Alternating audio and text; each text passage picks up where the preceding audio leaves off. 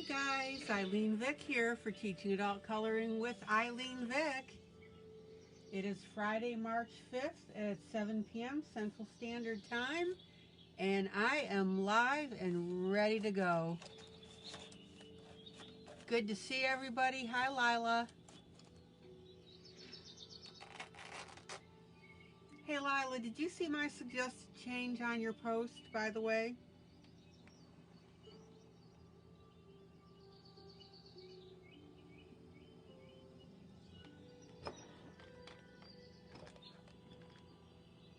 I just had a minor suggestion for you. I wanted to make sure that you saw it. Melissa, hello.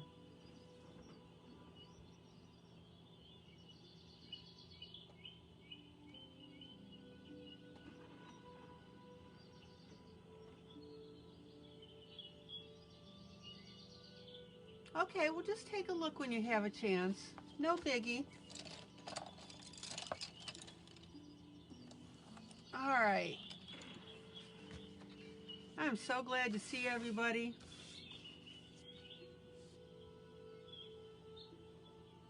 It's the quote that I had you post. Let me find it real quick here.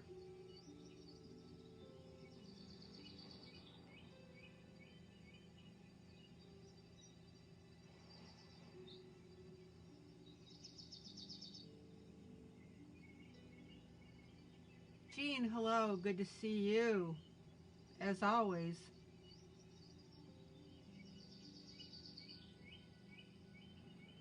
Yeah, the one that says the only limits to coloring is the limits I set.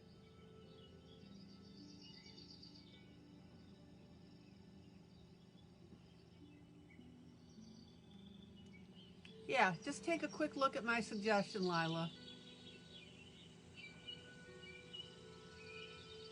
Mary, hello.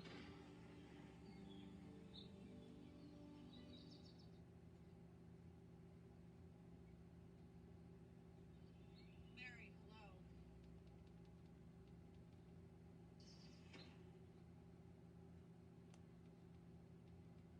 Good to see everybody, of course.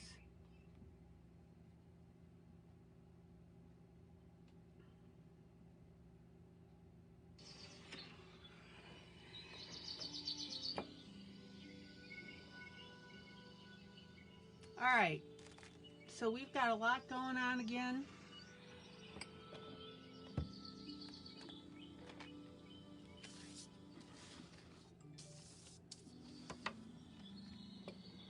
And if all goes well, guys, I will be announcing the publisher that I'm working with, and that should be coming in Tuesday.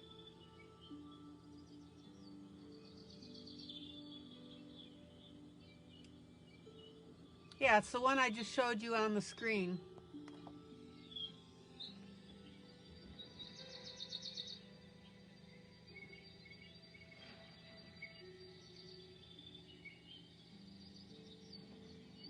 Hold on, let me find it again.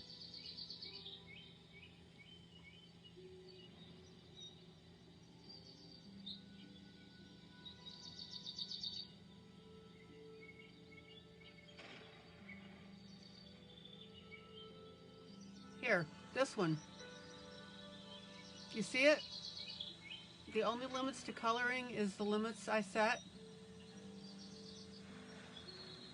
I just made a suggestion in the comments, so pop over to that when you have a chance and see what you think.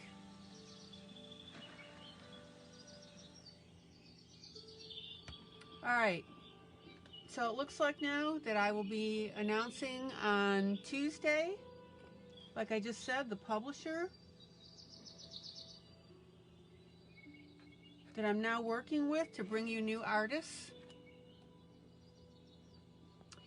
And Melissa, hello, hello, hello. Yes, I just said that. All right. And our Ruth Sanderson gig is coming up real quick. She was so much fun when she dropped in. Oh my gosh, fun.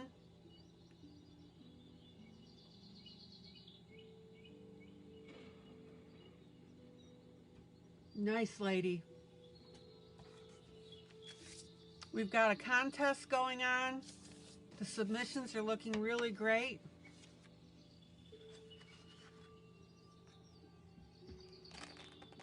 You guys are really upping your game, I'll tell you.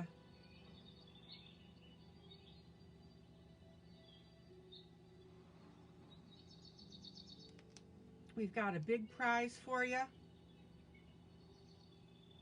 And listen, guys, just be absolutely sure that you label it Mask Contest so I can find it.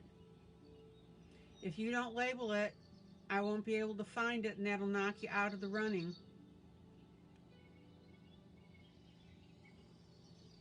So be super, super sure. All right.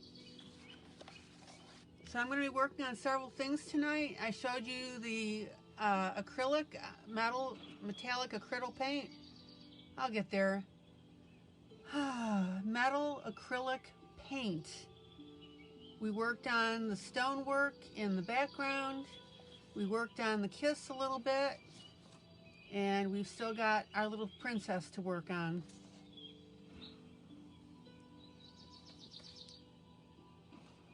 So as usual, lots going on.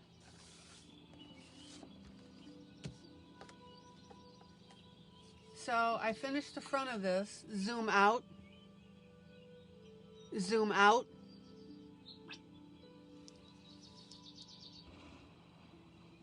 Yeah, the posts are coming in and they're beautiful.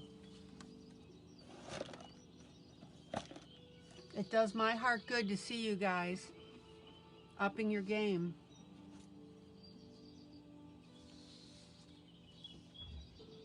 Alrighty.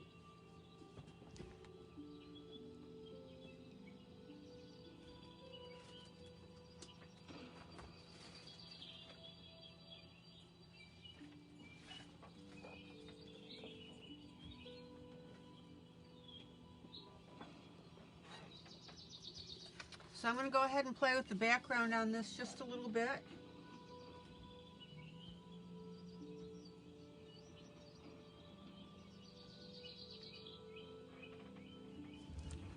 This is my poor little chalk set that got dropped. Oh my gosh, that killed me. You can see my pink is in several pieces. But I got everything back, so I can't complain.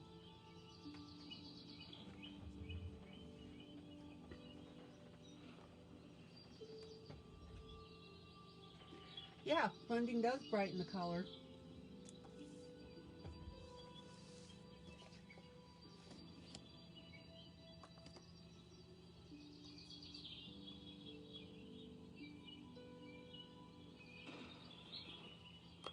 Excuse my arm.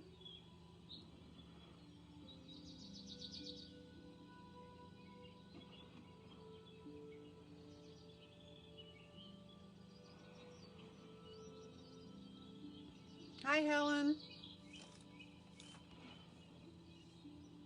All right.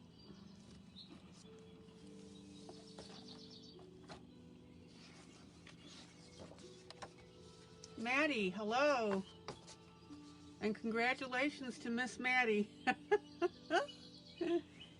She now has a printer.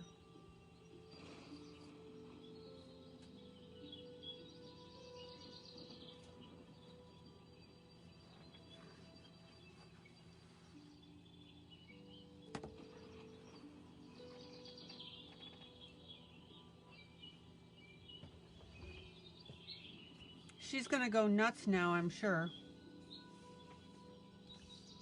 Alrighty. Rita, welcome.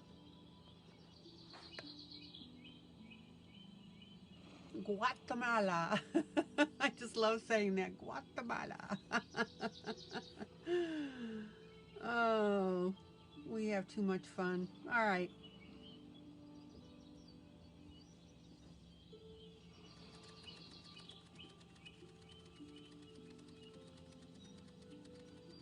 No, this is not the last contest at all. Not by far. No, no, no, no.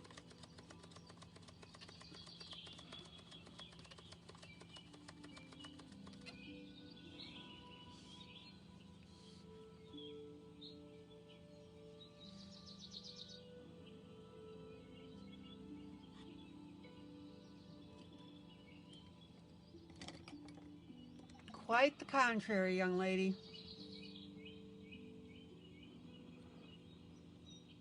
All right, so I'm going to be working with my zoom in, zoom in.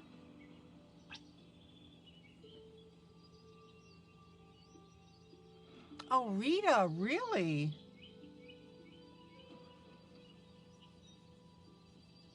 Are you going to be able to bring back some coloring supplies with you?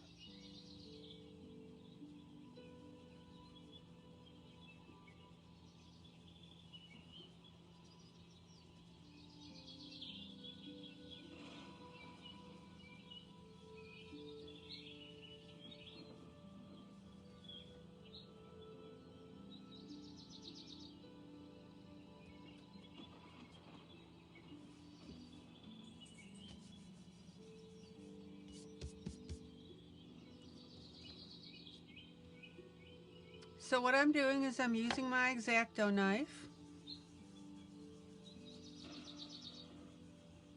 and I'm blending in my colors here.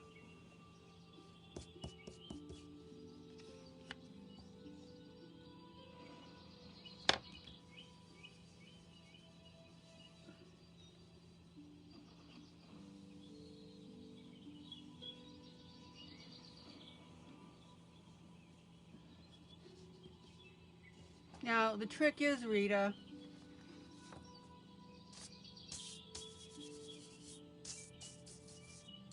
that when you stock up on them here in the States, you're going to have to open them all up and make them look like that you've used them. Because I'm assuming that they're going to charge you, what, some kind of tax or import or whatever for bringing them in?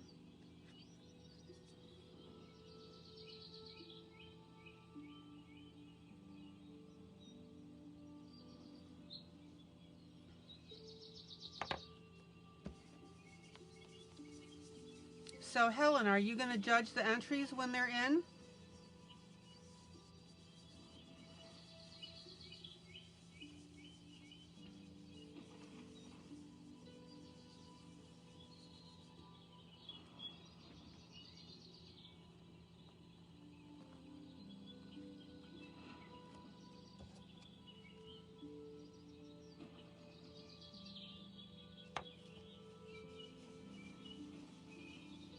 Okay, so what I'm doing, guys, is I'm using different colors here.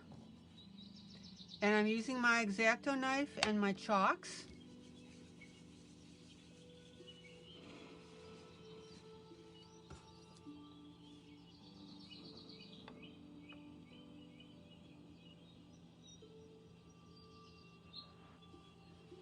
Well, was meant I can, but I didn't know. I'm sorry. I don't understand what you're saying, Helen.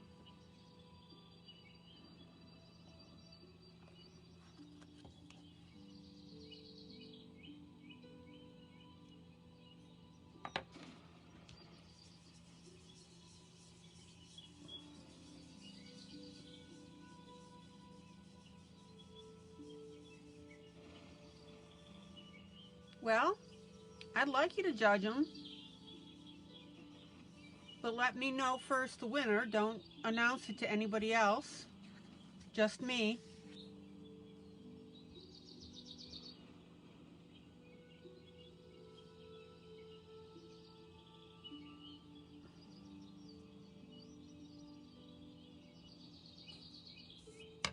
Ah. You'll be allowed so many colors worth of goods. Okay. That's cool.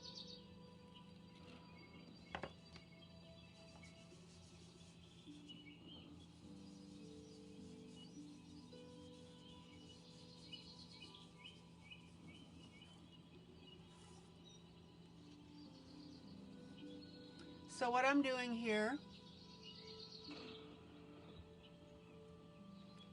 did you see your comment, Helen, when you said you were going to shut down your computer?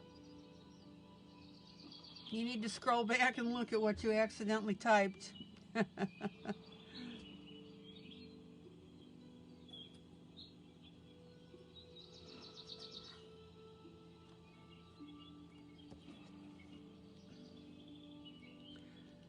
Well, the criteria is what you think is the best piece.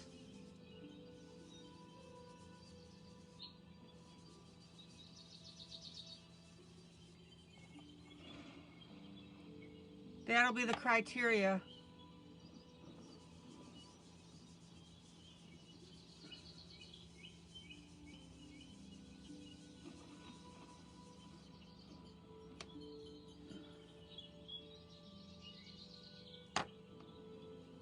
So what I've decided to do, oh, that's okay, Ellen.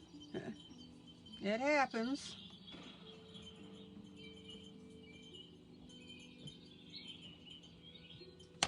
Is I'm going to work on a soft background for this whole piece, multicolored.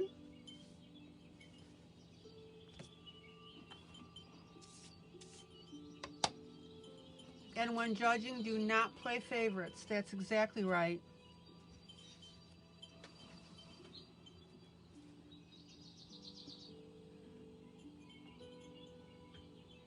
Yeah, I know what you meant, Helen.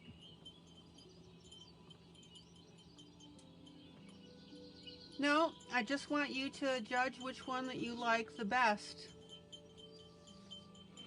Which one strikes your fancy? You're the creator of the piece. Here, let me state it to you this way. Which piece do you think does most justice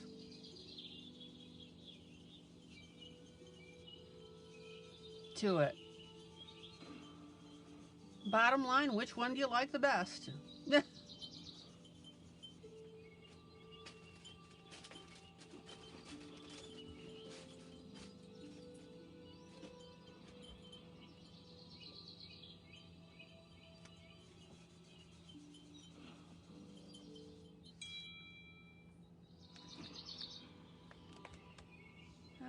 Okay.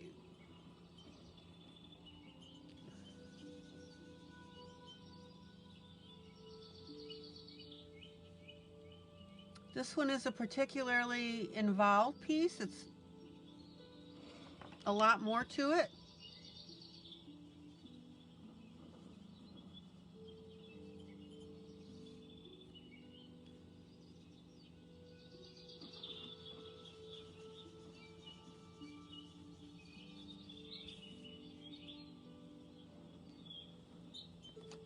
It ends Sunday night. I'll send you a text when it ends. How about that?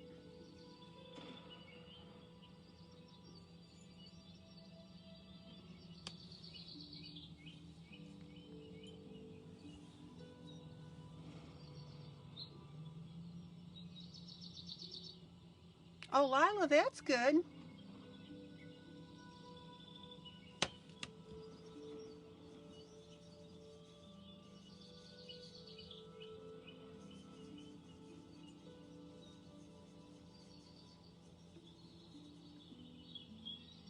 All right, what I want to show you that I'm doing here is I'm taking my chalks. Yeah, I will text you, Helen, when you can let me know who the winner is. It is Sunday, 12 midnight, Central Standard Time.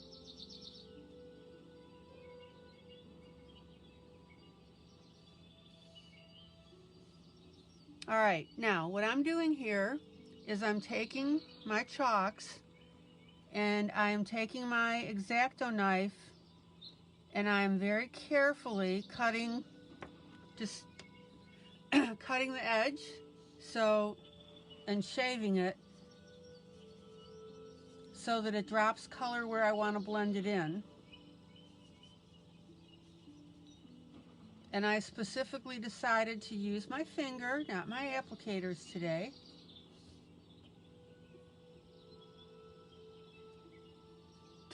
Midnight, no, not Eastern, Central. Central. That's where I live, Miss Maddie.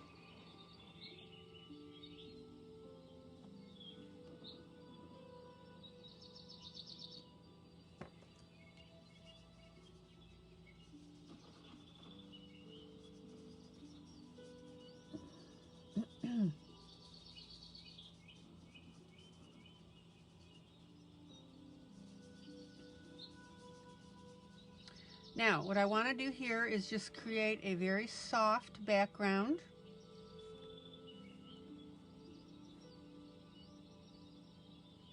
Okay. You were referring to your time when you had to have it done. Okay. Gotcha.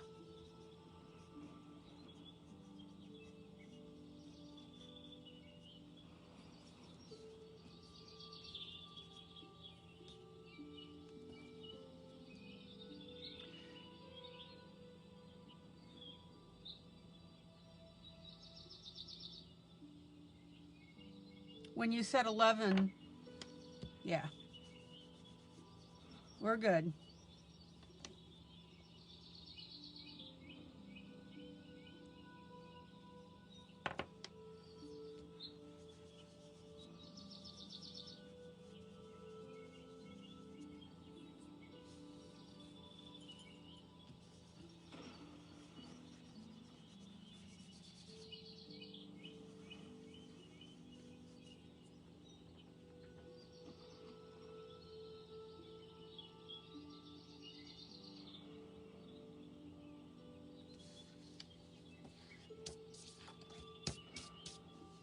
Zoom out.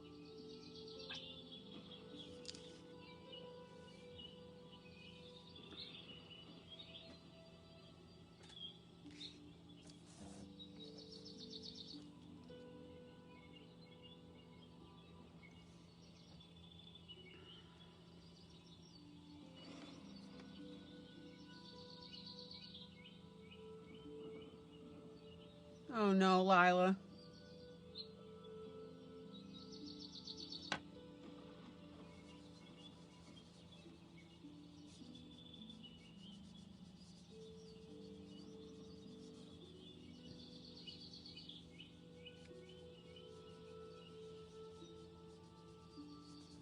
Now, the main thing that I wanted you to see with this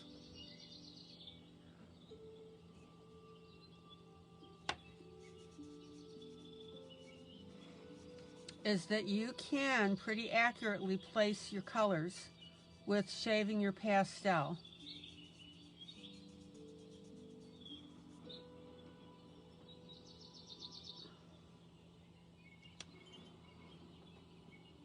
Hi, Brooke.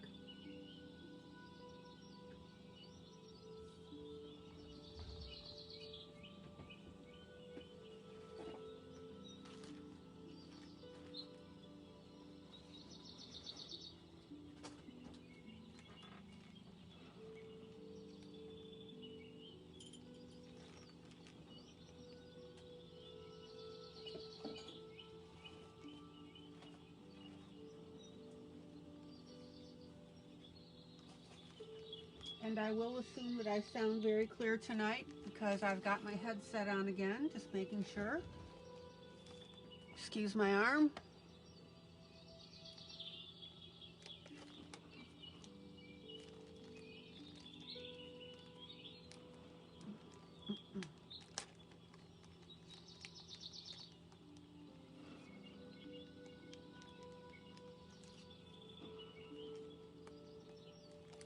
So I'm just working now with the pastels tonight on this piece.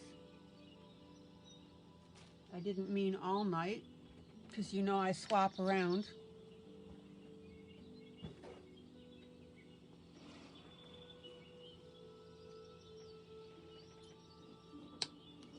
Oh good, I'm glad I'm clear. Thank you.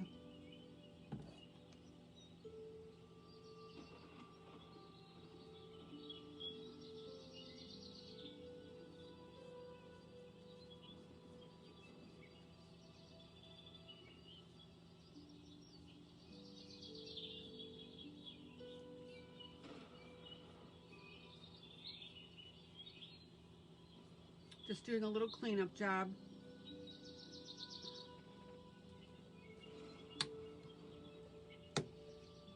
Now, by the way, I always keep a bottle of isopropyl alcohol near me. And then I have my odorless mineral spirits in my jar. So that's just a matter of having all my little chemicals and stuff that I always need.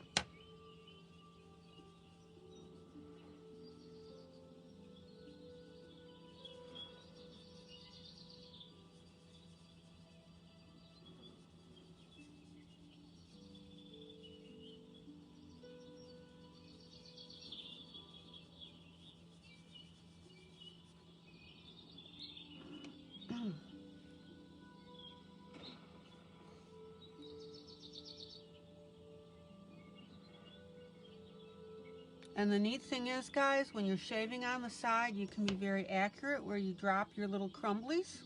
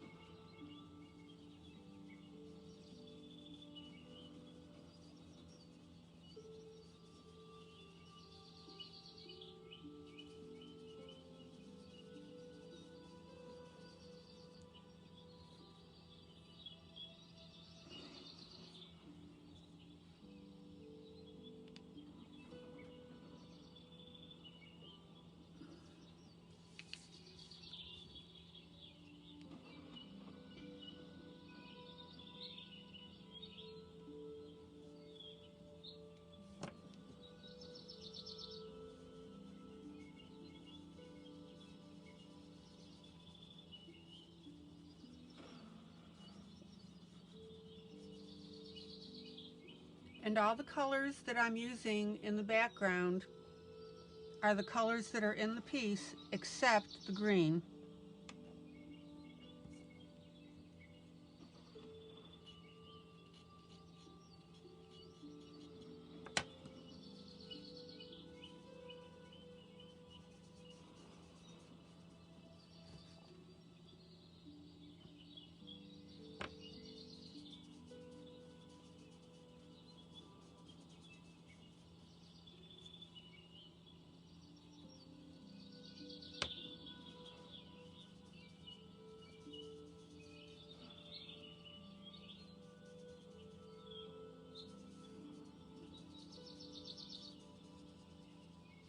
Okay.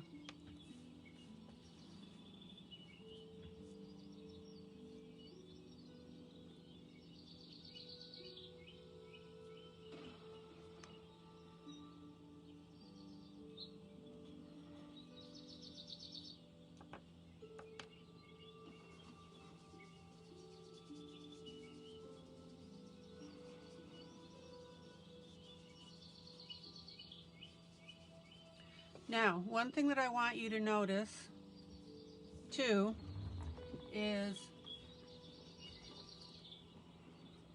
on that red that I just did, I'm going to have a little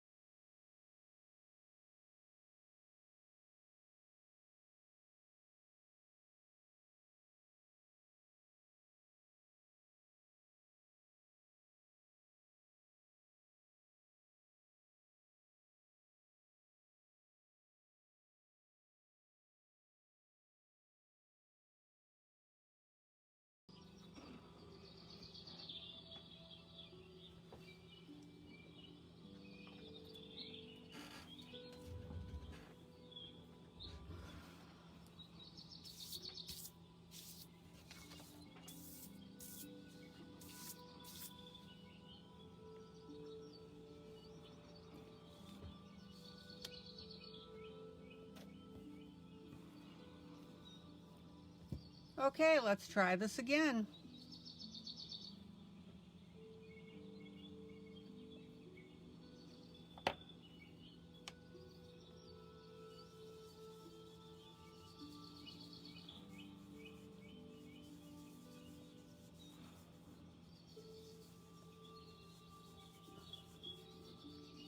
Cindy, can you hear me okay?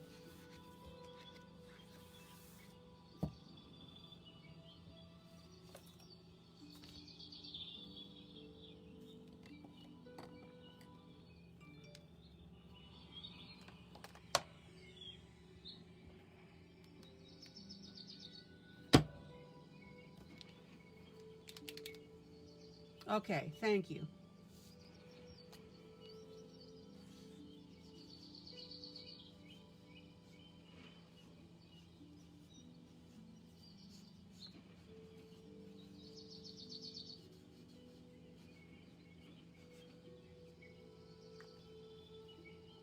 Okay, we'll get there.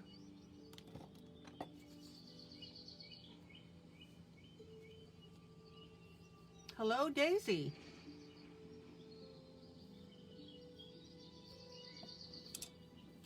We'll get everybody back in the room.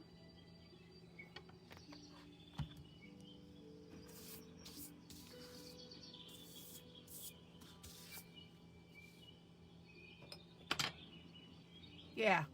Can everybody hear me now? Give me a thumbs up, give me a heart, something.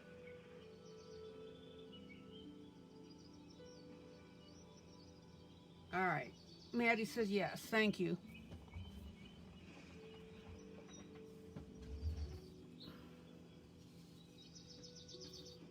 All right. So as I was saying before we got so rudely bumped, is what you want to do is make sure that you're working with your different colors. So you want to have your pink out here, for example, and then a purple inside. Don't just run your pink all the way in. Zoom in. Zoom in.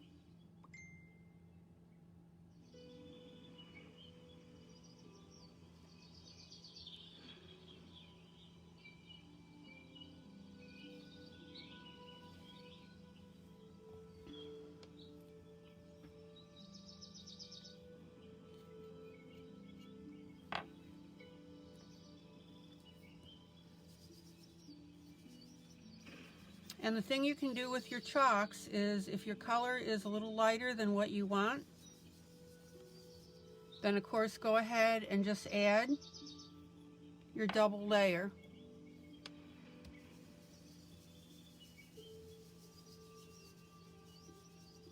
And all I'm doing here is just making a very, very soft background.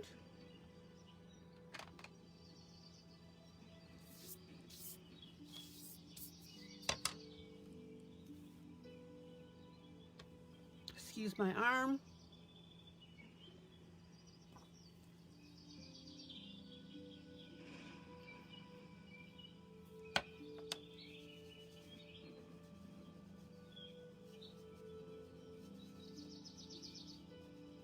And interestingly enough, when you are blending in these pastels,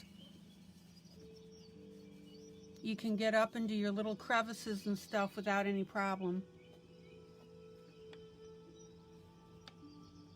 You would think that that would be a problem, but it really isn't.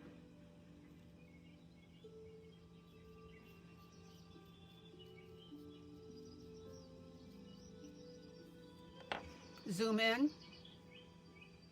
Zoom in.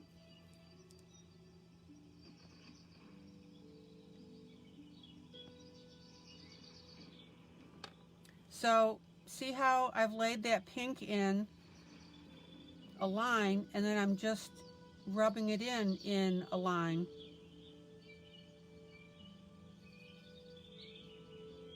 And that's how you get your really small areas done, okay?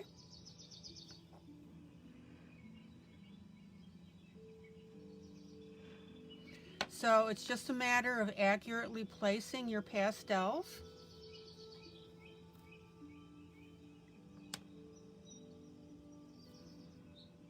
Your chalks. And once you land your chalks right where you need them to be, you just use your smaller finger movements to keep them in the spots where you want them.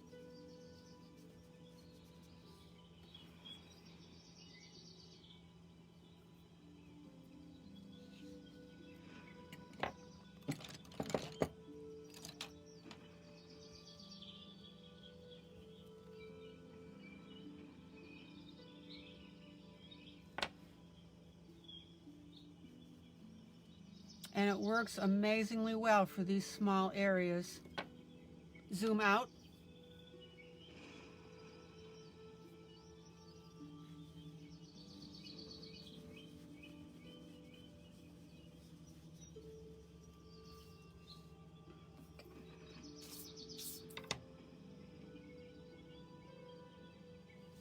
So can everybody see now how I'm building that background? Now I've got a little bit of heavy orange here. Hi Ronnie. I've got a little bit of heavy orange in one spot, so I'm just going to go ahead and erase that. Your chalks will erase very easily. And reblend. No problem there. All right.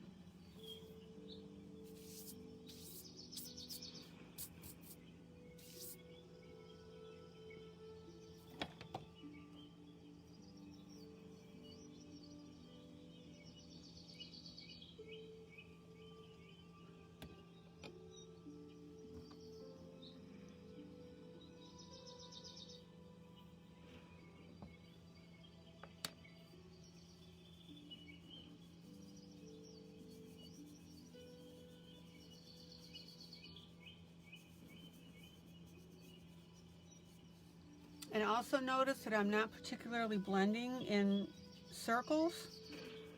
I'm giving myself wider swatches.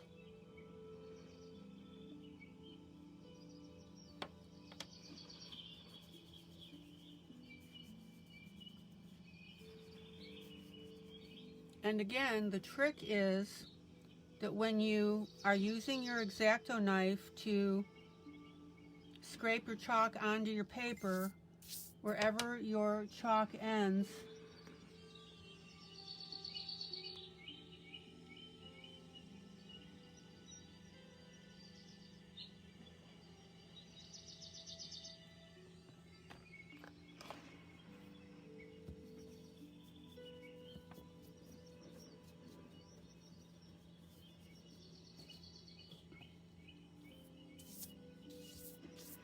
and you can see now how that color is coming along beautifully.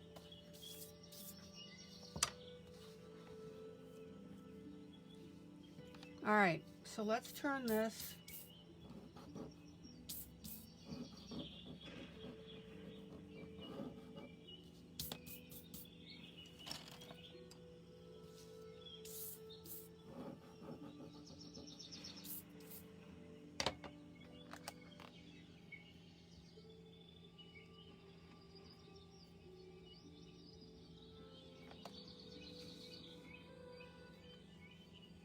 What do you guys think of that background so far?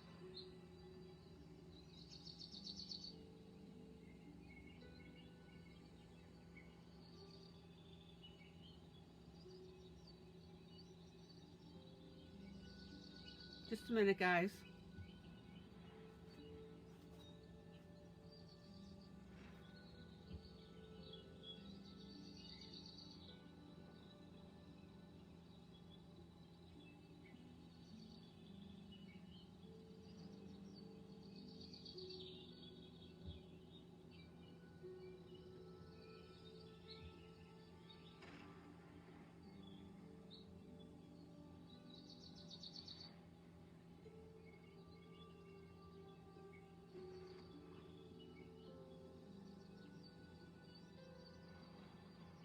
All right, so everybody see how those colors are coming out?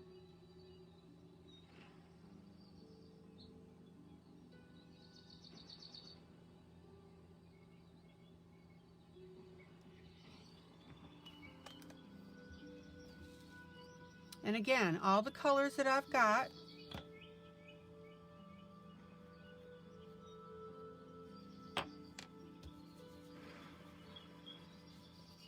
and it's just a simple shaving with chalk and a simple blend with fingers.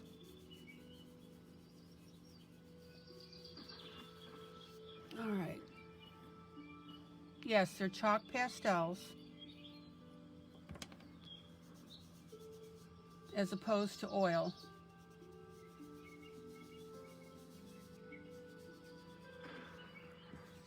All right, let me brush this.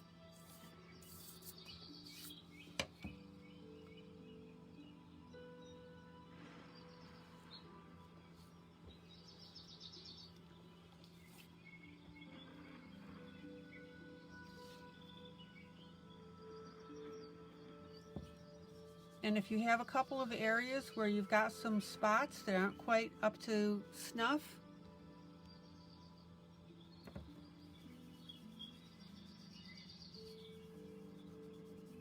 that's just a simple reblend.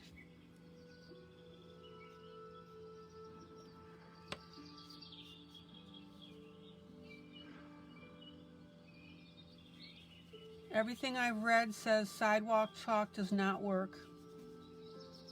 One of our group members tried it and they said that they had a bad time with it.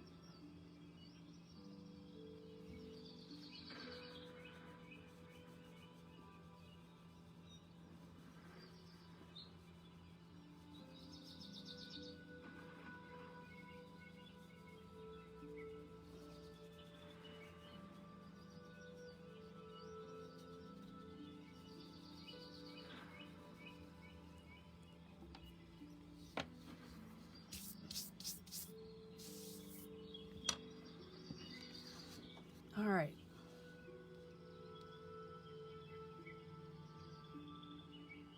Okay, I just, no big deal, Lila. I just thought it would make a little more sense.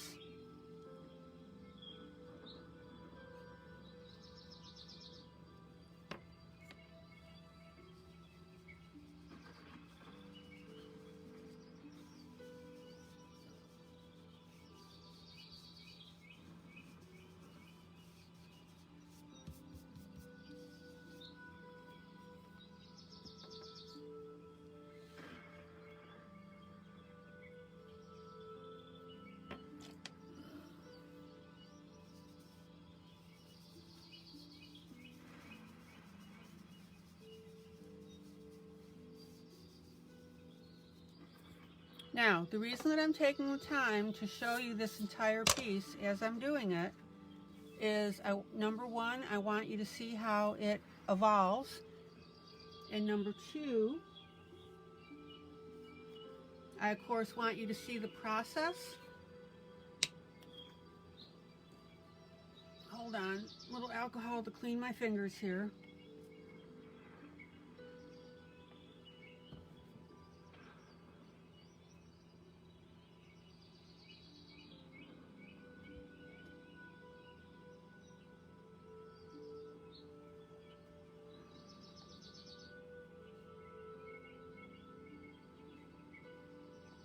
Ronnie, I have used eyeshadow for background,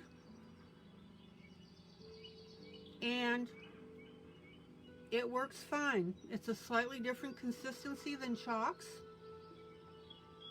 It works.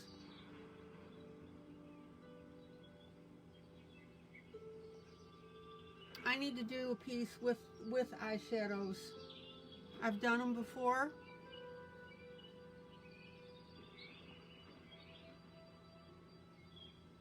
The coloring looks great. For consistency, I prefer chalks.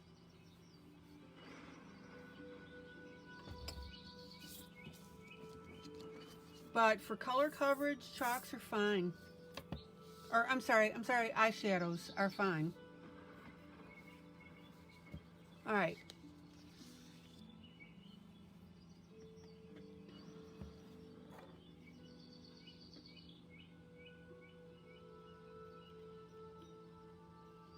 Again, guys, notice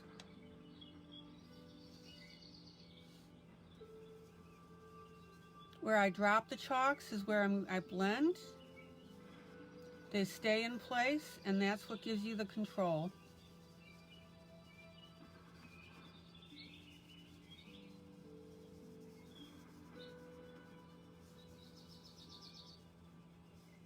And also notice that I'm overlapping it.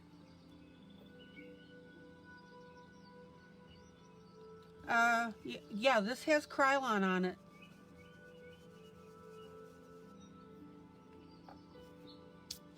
And the reason that I always use Krylon, no matter what piece I'm doing, is because I never know when I'm going to use markers.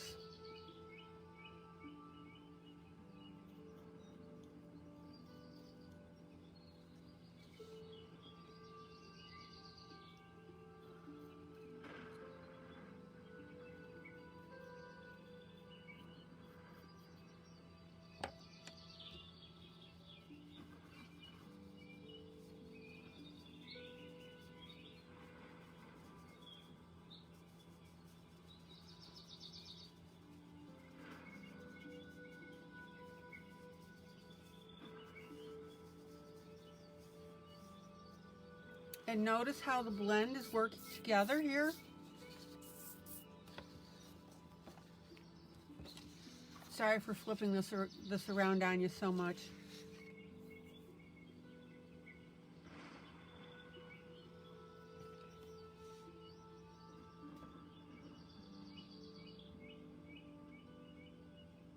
The trick to doing this piece like this is dropping your chalks right where you want to blend it. So wherever those little pieces go when shavings, that's where you're going to get your color burst. And yes, you spray afterwards as well, before and after.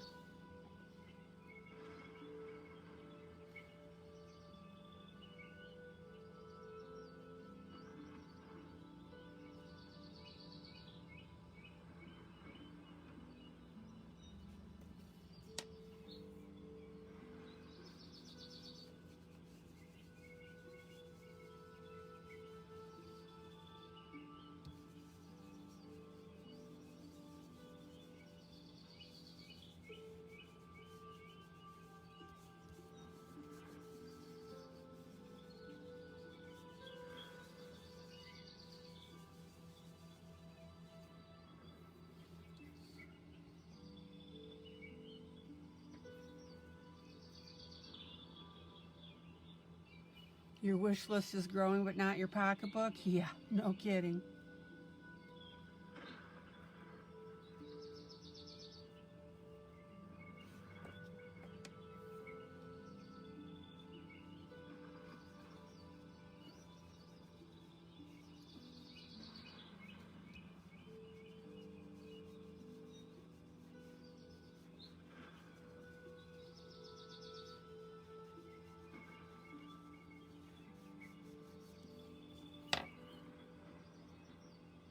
Yeah, Lila's wish list from Canada to the U.S. Yeah.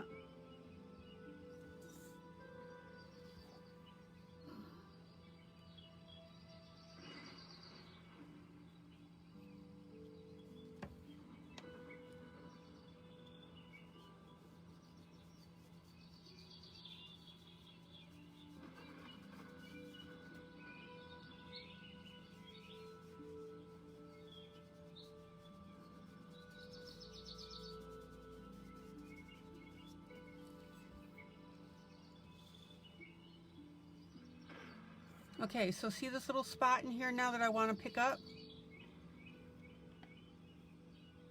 Toronto to Texas, Lila says.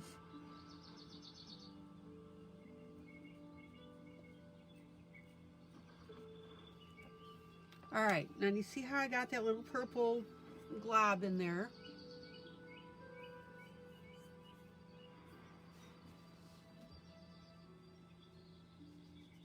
And now you can see how accurately I'm able to pop that in there without too much trouble. There you go.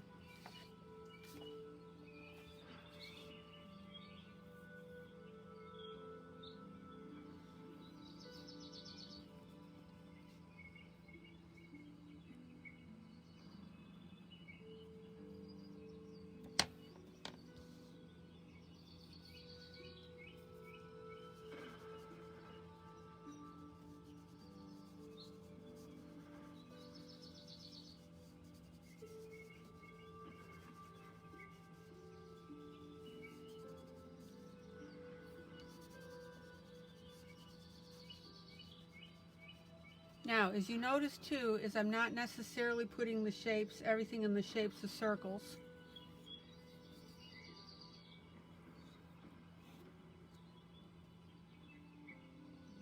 Zoom out.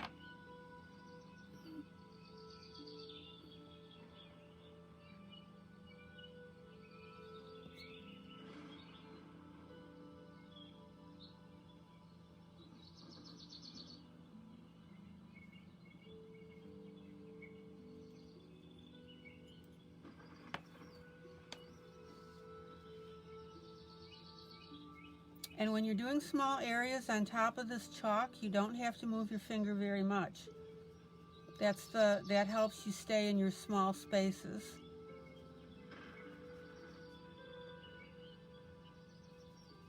Now, these teeny tiny spaces here in between the flower petal, I will use a pencil with a comparable color.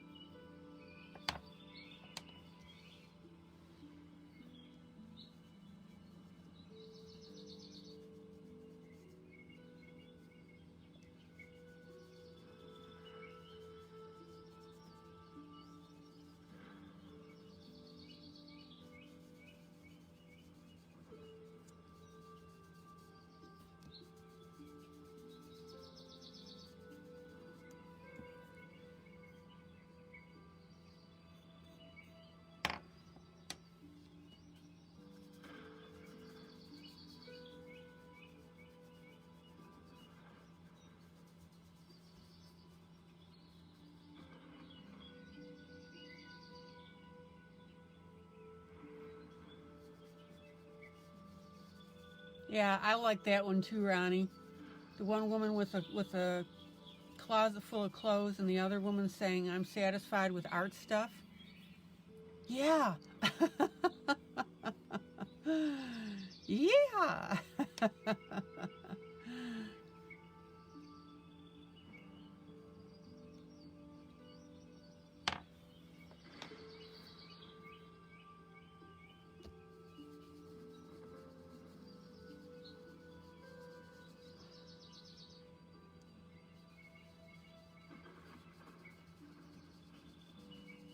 Now, this coloring should remind you of that one picture that I did of the Northern Lights.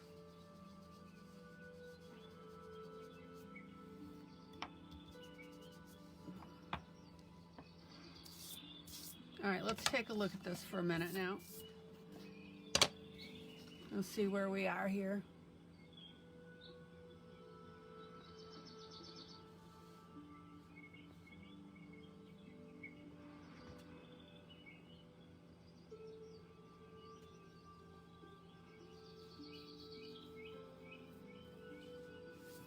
Apartment full of coloring stuff and no shoes.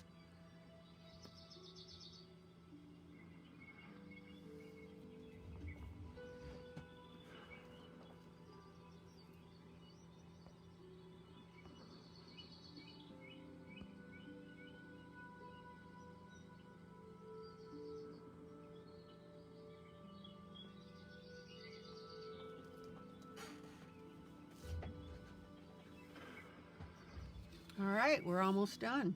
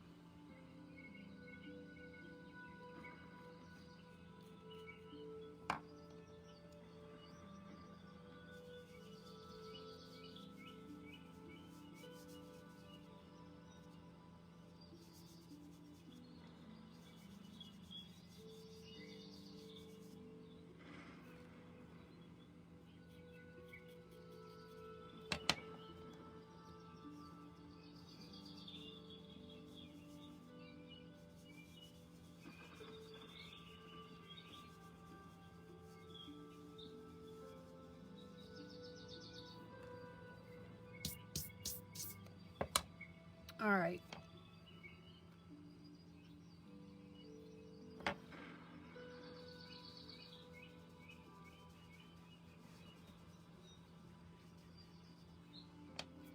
Let me put my chalks up.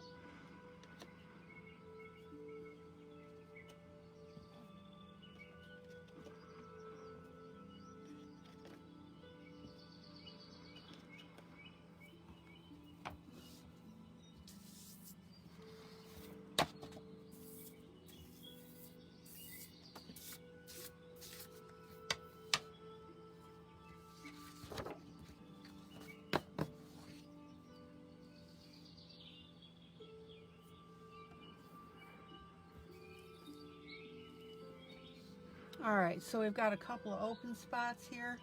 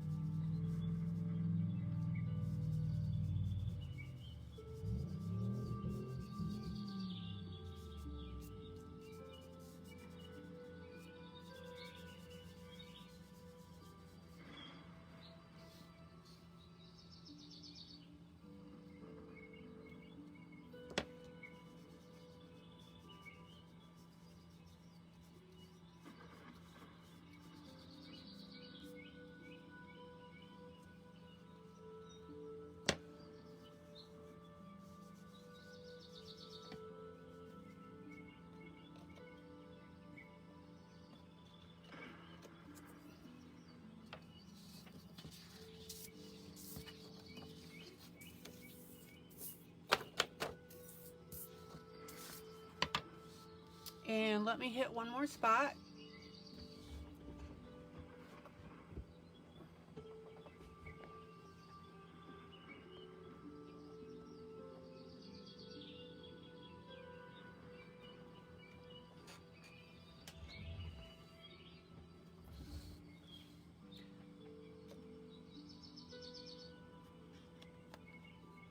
Now, in order to balance this piece, if you notice that one side is a little lighter than the other, or less intense than the others,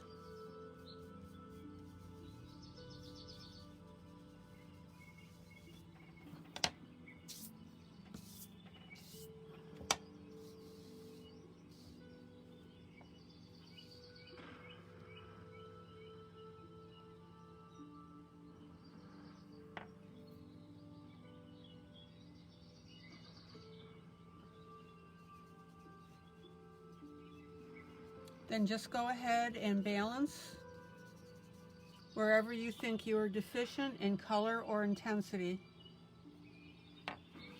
And that's why I always say, guys, don't ever feel funny for having to go back over an area. I've had so many people tell me that once they color an area, that's it.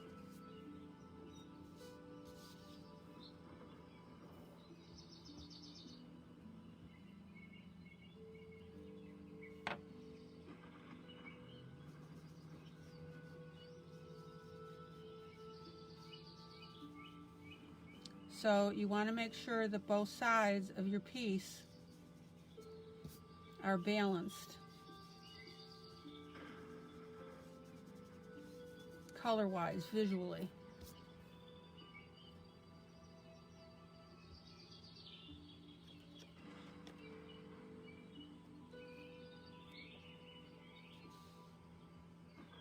And that's why when I color, you periodically see me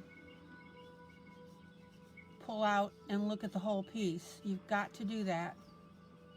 And I've even recommend looking at your piece now. It won't matter for this one really, to look at it upside down. And that way your mind won't come to prejudgment as to what it's looking at.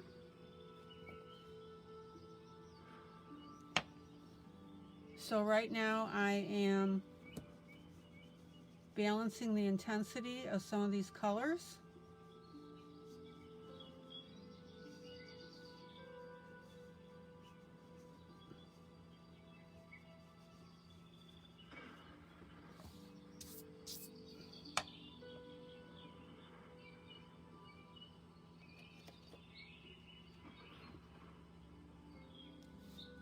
Yeah, Maddie's going nuts now that she's got her printer.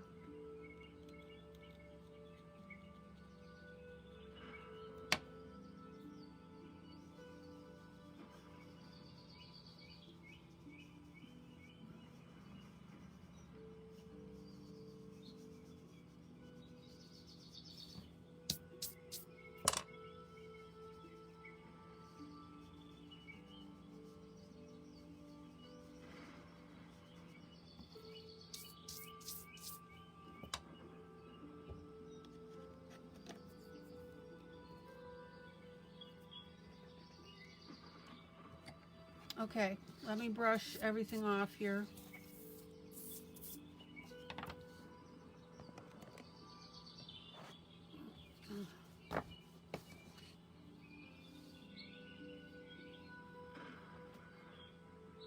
And let me clean my fingers.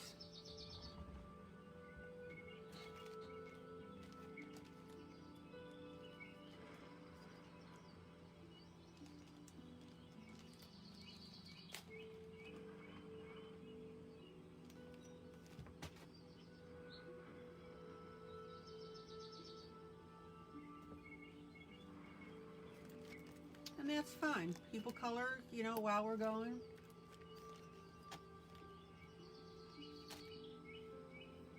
All right, let me clean my fingers and then I will continue on this project.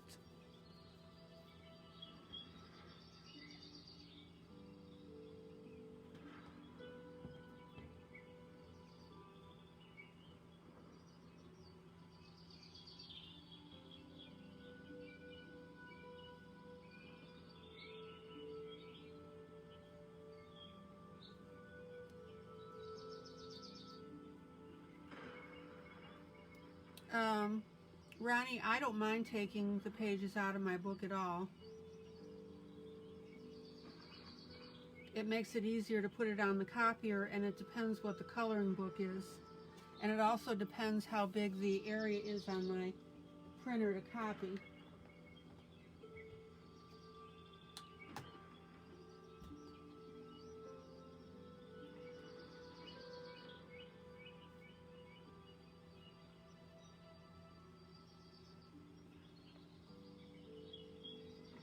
Okay, now, this is where it's going to be super critical that you use your paper towel.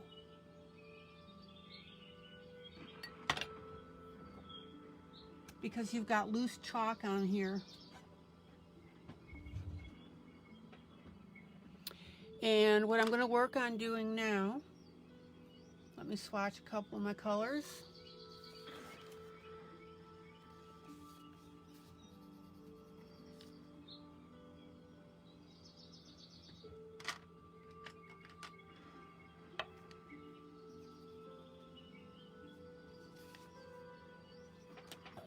And let me put my chalks away for the moment.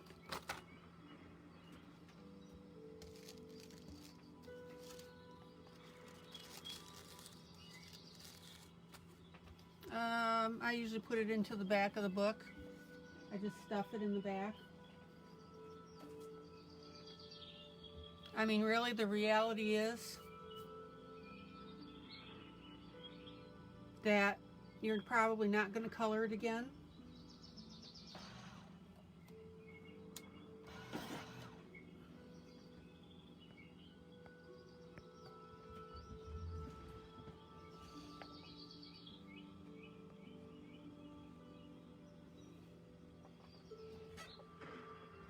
Okay, now normally when you shade, I'm going to shade this because I want to give some dimension. But normally when you shade in the color that you're working over. In other words, if this were an all blue background, I would be shading in blue. But it's not, it's varied. So the next alternative is to use a nice gray that you can start pulling out very lightly.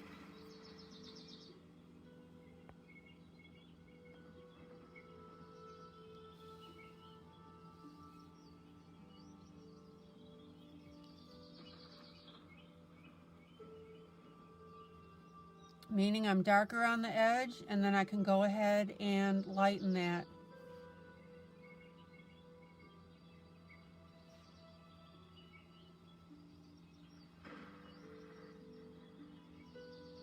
A lot of people think that the shadow should be gray. No, the shadow should be the darker color of whatever it's on top of.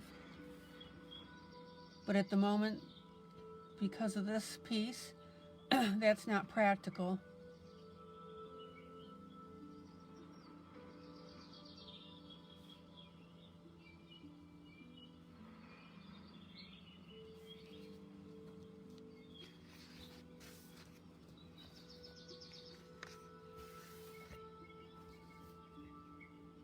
And I'm going to make very sure that my line on the object itself is very dark.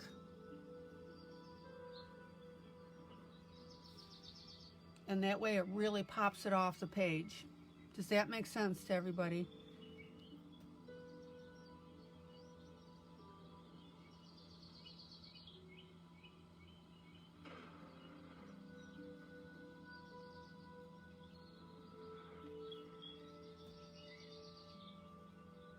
And the other thing that you want to make sure is that your shadow parallels the piece that you're shadowing. It just doesn't come straight out. Remember, when you're coloring, you're suggesting to the audience that's looking at this what they should be seeing.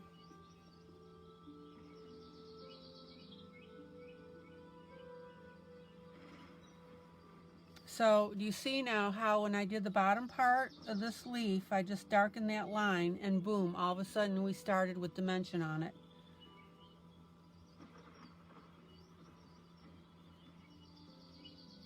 And then I just need to add a touch of gray towards the outside.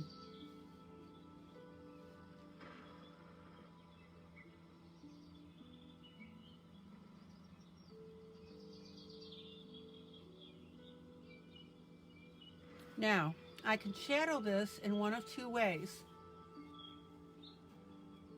I can either shadow this as though the light's coming from the top left, or I can shadow this as though it's coming up from the page.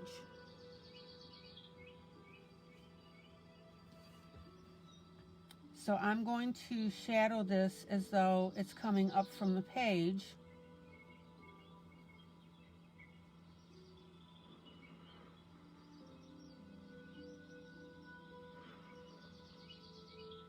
To give it the impression that it's laying on top of it. Otherwise, I wouldn't be shading in this area right here.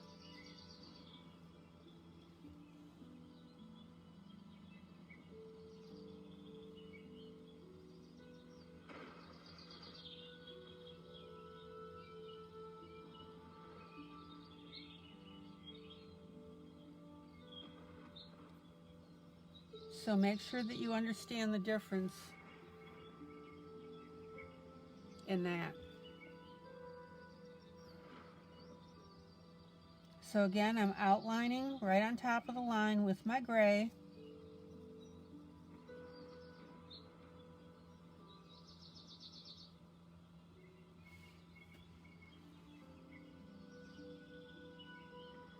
and then giving it dimension by pulling out light gray by going around the outside.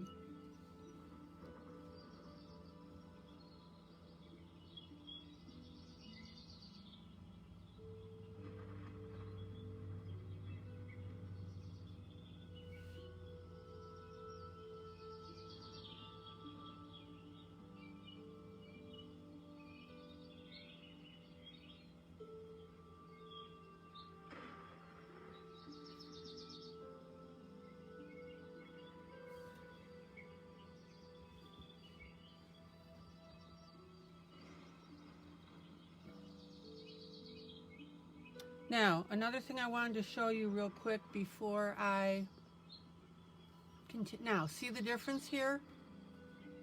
See how this is looking like it's coming up?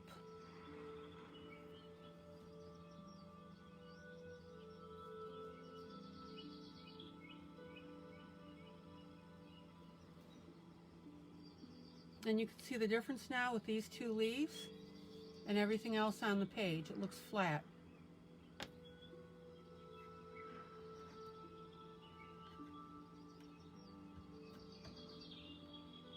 Now, one thing I like to do when I'm using eyeshadow, chalks,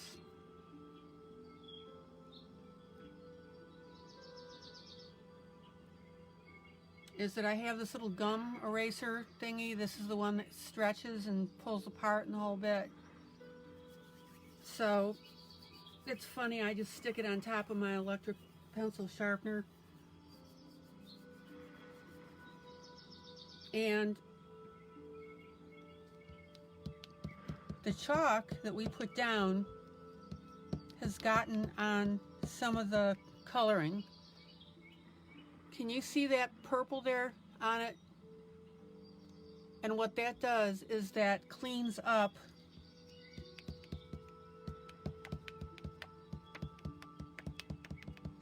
your main piece, because it's just inevitable that that chalk gets over the edge.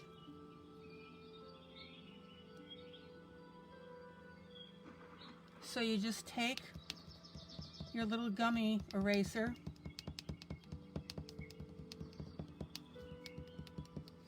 and around the whole outside of this thing is you just clean that off.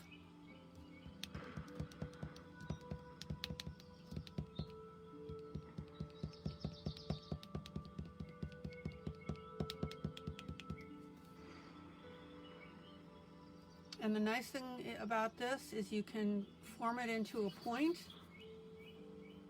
so that you have areas like these pointy leaves. And you don't have to tap very much of it, just a little bit.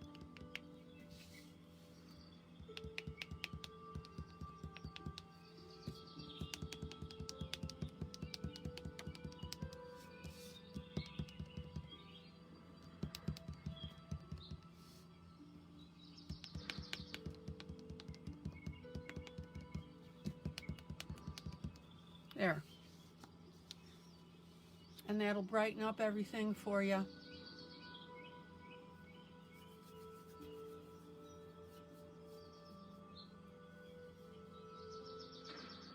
And no, gummy eraser is not the gum for your mouth. Just like Gorilla Glue is not fixative for your hair. Yay. All right. So again, I am outlining my leaf in gray. And this is one of those things your brain sees it, but your eyes don't.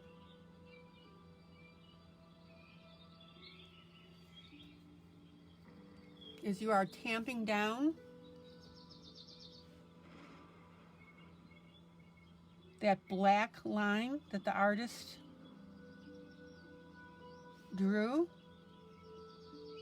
and you are muting it by going over it with your pencil. It makes a difference, guys.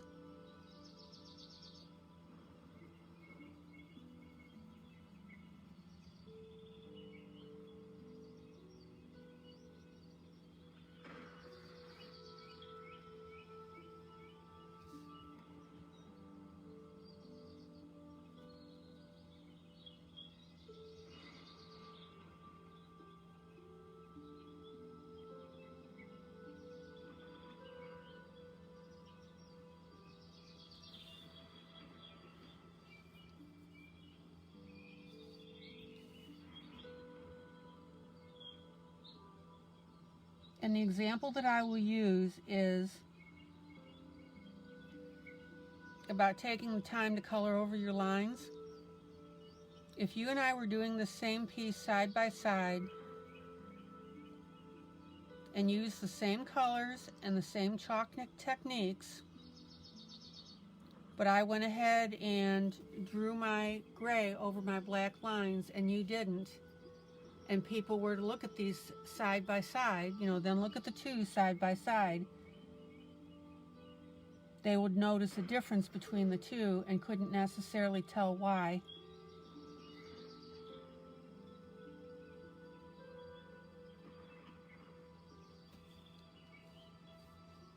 All right, let me come in a little bit.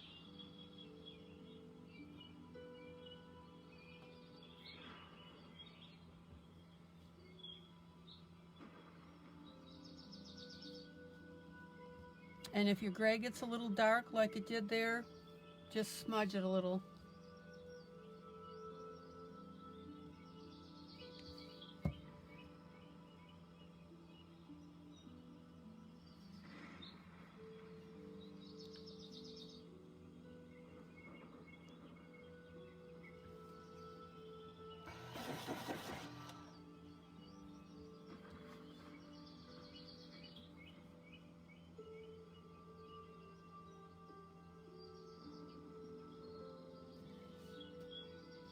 Now, see how I just drew that line over that gray on this little leaf, and you can see dimension on it already. See that?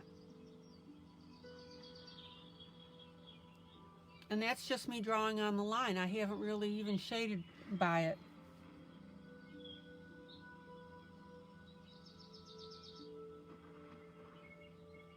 And now I'm just going to bring out just a little bit of gray.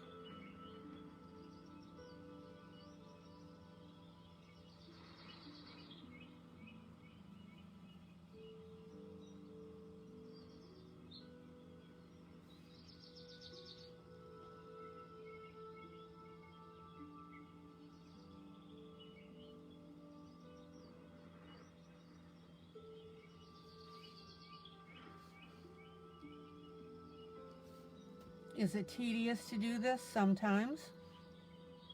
But you've put so much time into your drawing now, your coloring. Why wouldn't you finish it up to the point that it's a, you know, boom, beautiful, beautiful piece? And this is where it gets really important that you turn your pencil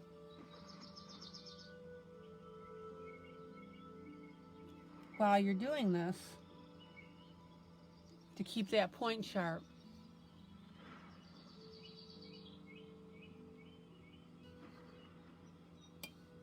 And again, you can see dimension on here, and I haven't really shadowed it.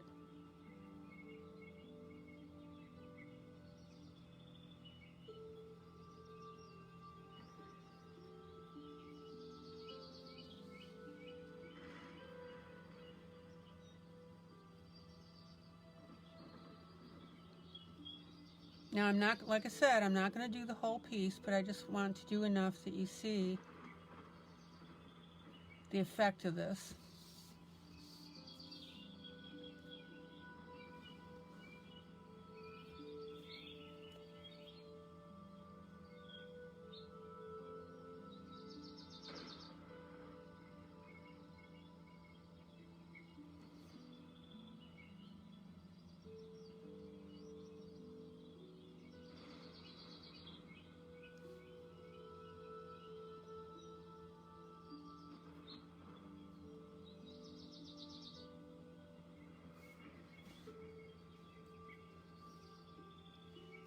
Let me go around to just this bottom leaf.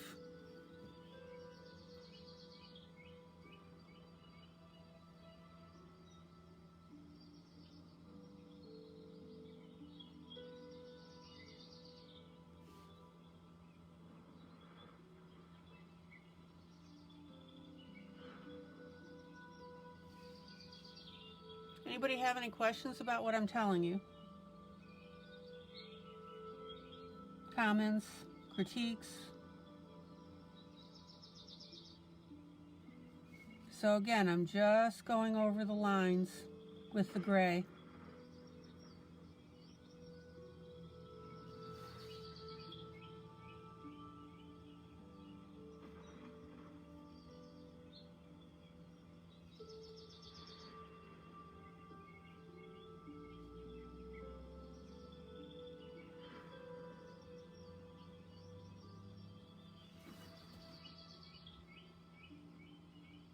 Now you can already see that this is starting to look dimensional because I've got that outline on there.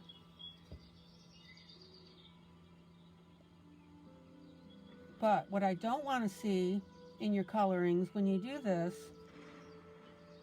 because now the onus is on you to blend out from that outline that you just did. All right, I've stopped at that leaf.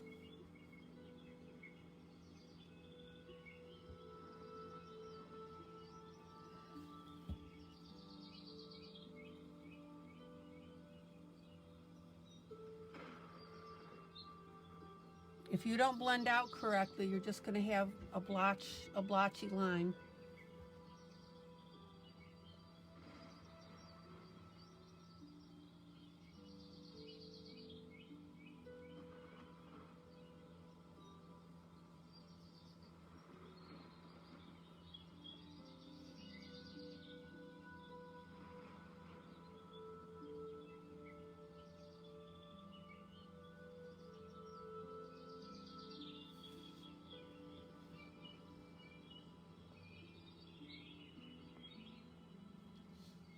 How many of you want to bet that Gorilla Glue now in their next product line is going to have a disclaimer on the bottle that says not for use in hair?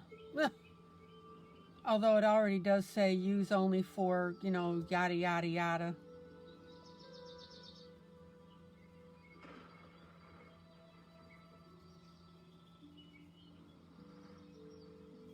Okay. Yeah, it does bring the flowers forward.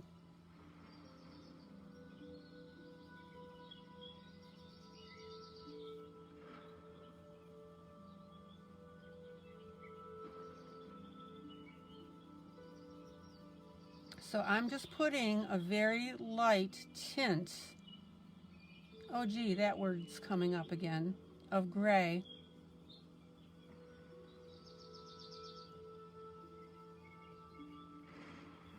And again, I'm doing it all the way around instead of doing it as though the light were just coming from the upper left.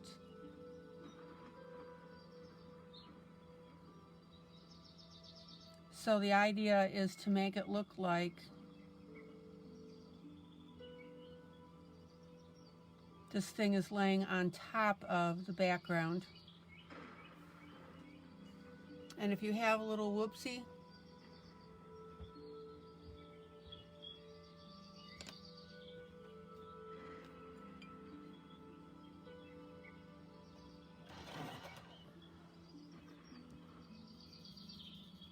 well, Lila, the African American community has hairstyling products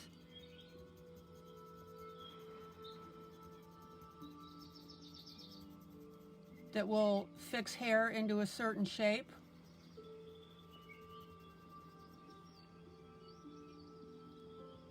And this lady had apparently run out of the product that she had, and so she thought the glue would be acceptable to use it to keep it fixed in place.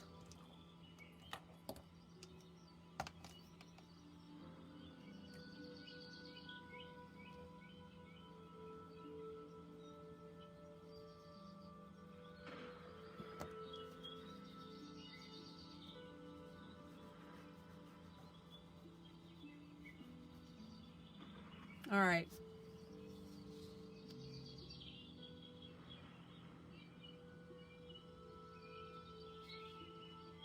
So she substituted literally a glue for something that was not meant to be washed out as the other stuff was. All right, now last thing, if you need to take your blender pencil and just briefly blend over your gray, just so there's no popcorn in it, you can do that.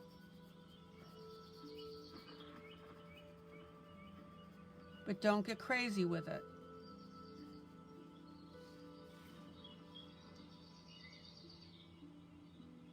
Yeah, I know, but the disclaimer is not to stop people per se. It's to cover companies from stupid liability lawsuits. It's idiotic, you know.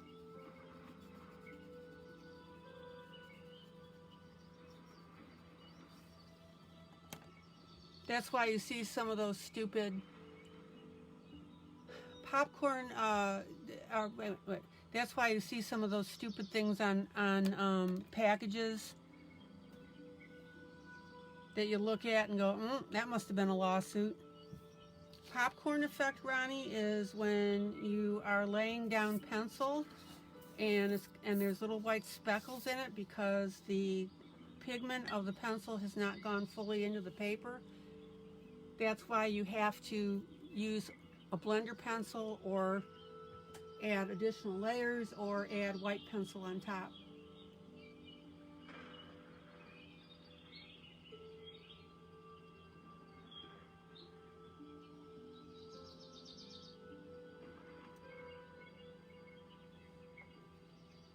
Okay, so that's the general idea of this. I will finish this up when I'm uploading my videos. But you can clearly see that I stopped the shading right there. So you can see it all the way around here. Oops, there's a little more than I want right there.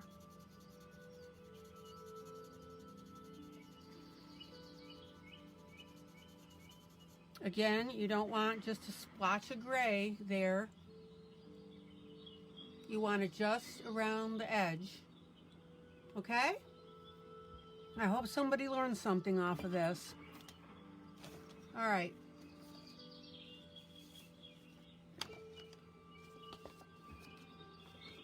Alrighty.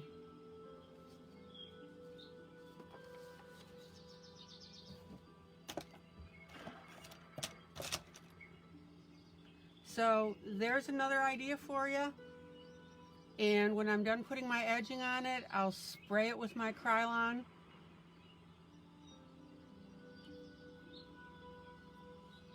Fixative, and we'll be good to go.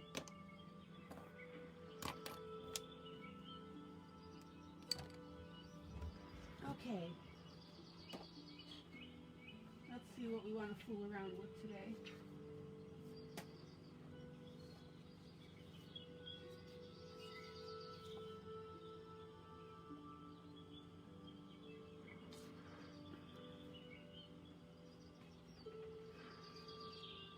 Oh, you should do it while you're swatching. It'll save your pencils as well.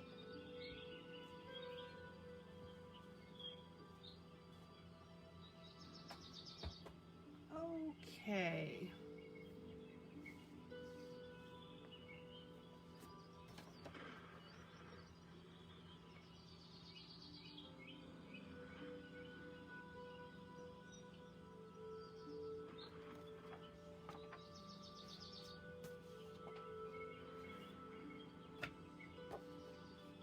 And I have a favor to ask you guys. I think this is a Hannah Karlzon picture. Can somebody identify the book out of this?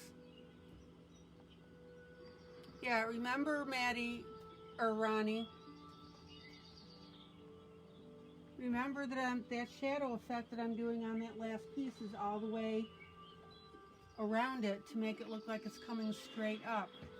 Otherwise, I would just be shadowing on the right-hand side, which is when your light is coming from the upper left. So please make sure that you understand that difference. So if somebody could look at this when you look at the video and tell me what book this is from. Oh, you're welcome, Ronnie. Tell your friends. If you want to thank me, Ronnie, tell your friends. All right.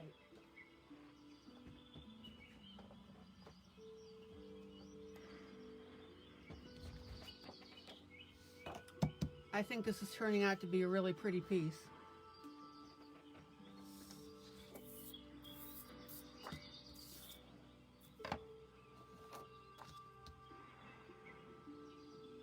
All right, Hannah Karlzon, Summer Nights. We were working on the door and the concrete to give you the techniques about that.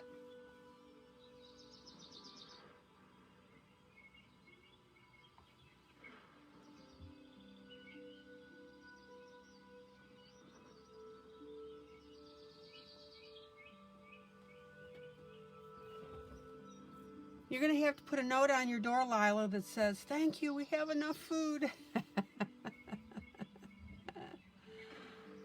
Okay, let's play.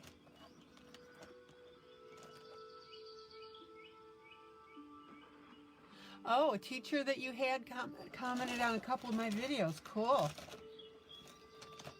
Did they like them?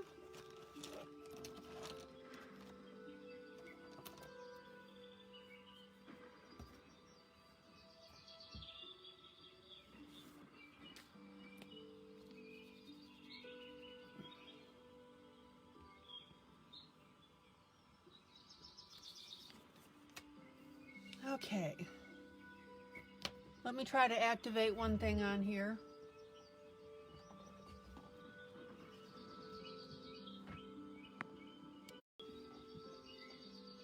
Okay. Zoom out. So, what I like to do on stuff like this, we've got a lot going on here. And one of the things that you can do, you want, if you know that you're going to color everything relatively the same all the way around here. Oh, good night, Miss Pearl.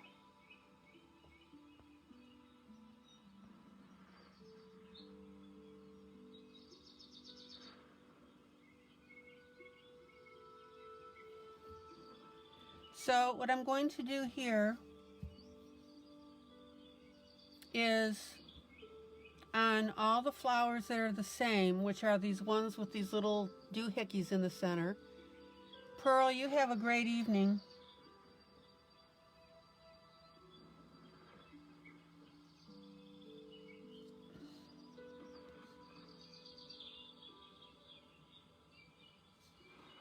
I'm going to go ahead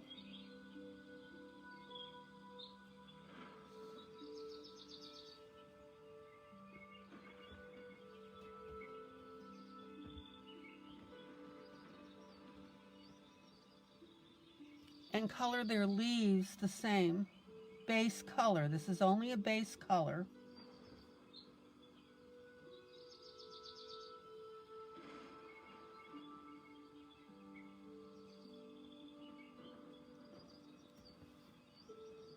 And that is also assuming, you got to be careful. Zoom in. Zoom in. You also need to be careful, for example, on these bottom leaves, that you don't want to make those a different color for some reason. So that's going to take a little bit of pre-thinking.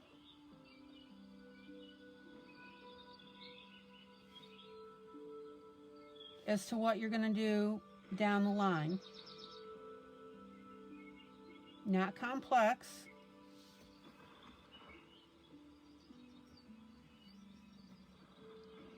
But this is a pretty straightforward picture.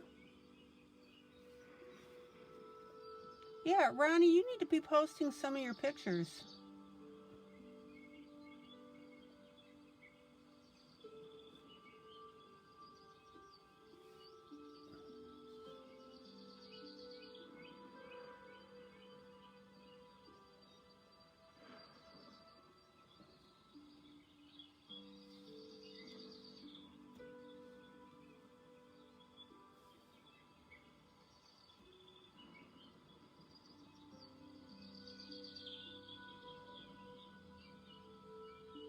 Now, we've got leaves here that have a little bit different variation, so I'm going to sit tight with those for the moment.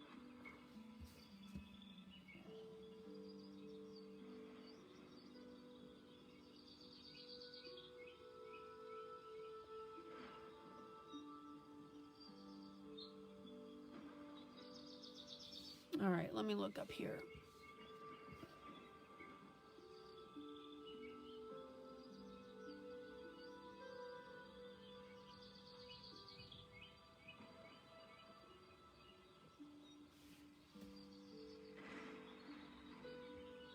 And if this helps you get your bearings as to what's going on in the picture, this is one of the methods that you can use. Now, these leaves down here are a little different.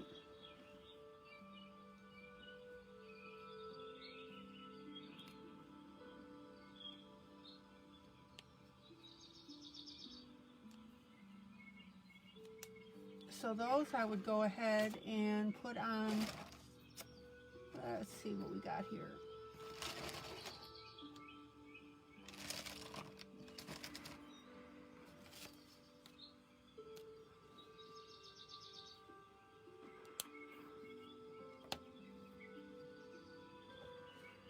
A slightly different green.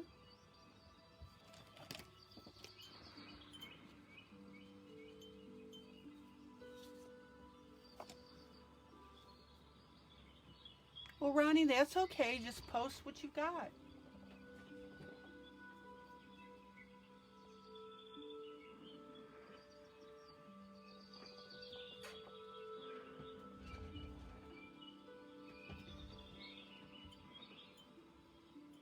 So these leaves now that are different and taller, I'm going to go ahead with a slightly different green.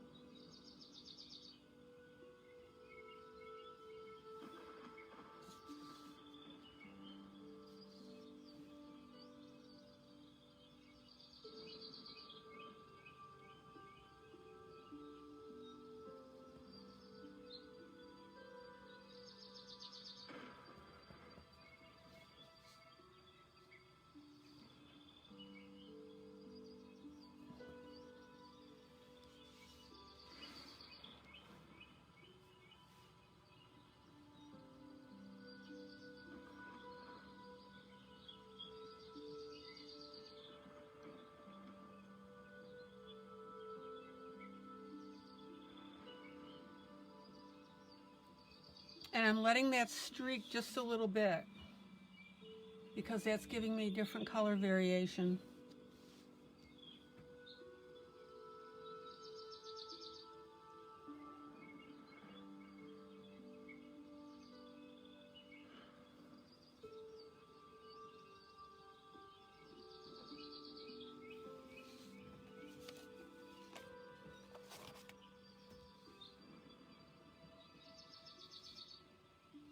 Does that make sense about the order here that I'm doing this?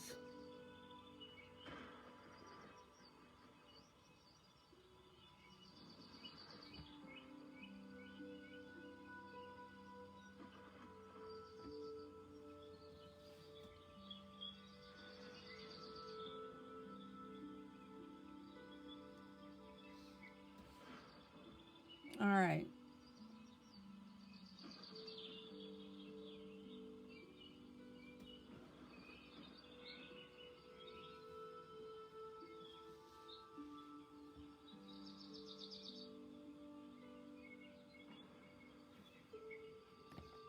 Now, again, sometimes you've got to correct your drawings. We've talked about that. And it looks like that this leaf here is part of this one. And the author didn't finish it, so I'm going to go ahead and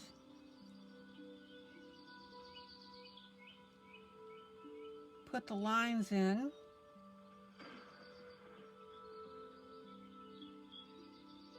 That look like they should have been there.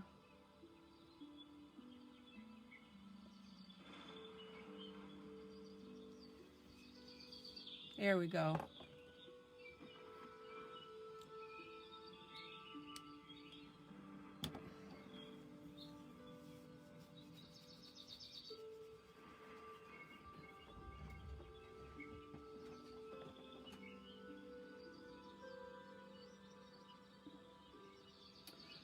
Well, Ronnie, alcohol markers are a whole different beast, and what they do is they bring up a very vivid color. I could have done this in alcohol markers, and what I like to do after I use alcohol markers, basically don't streak, although I've shown you how to fix that with water-based. And some people don't do a lot of shading on the other side of the mushroom. I've got two, there's two of them here. See? Lila.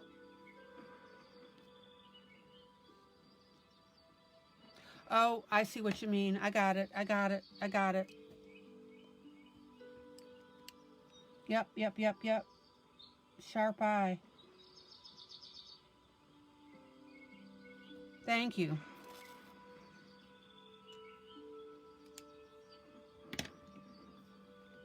So it depends what kind of look that you want on your piece.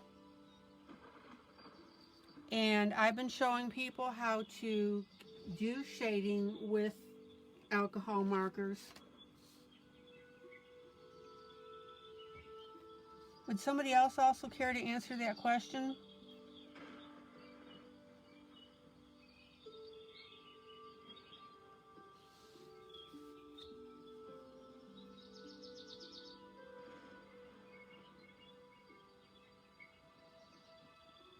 It really depends on the look that you want.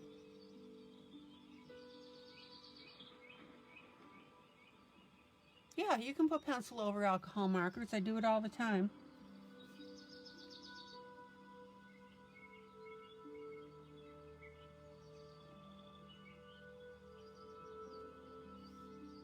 And Lila is also going to tell you that I put marker over pencil. Which people say that you're not supposed to be able to do, but I do it.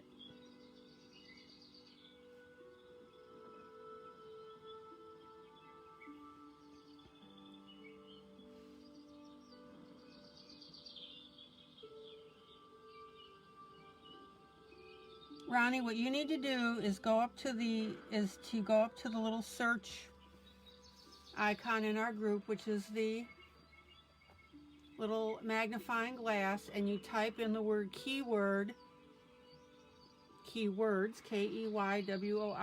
space, and then type in Wild Soul, WILDSOUL.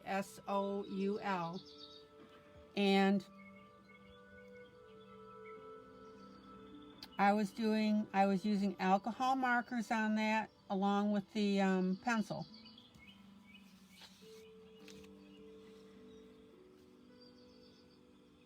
Oh, you've seen me do that. Okay.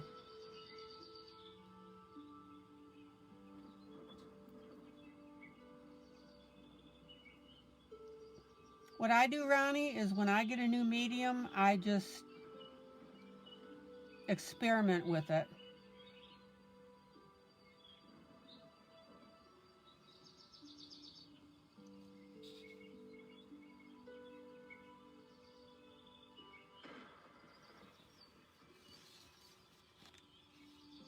Yeah, no apostrophe, just Keywords, no apostrophe, Wild Soul.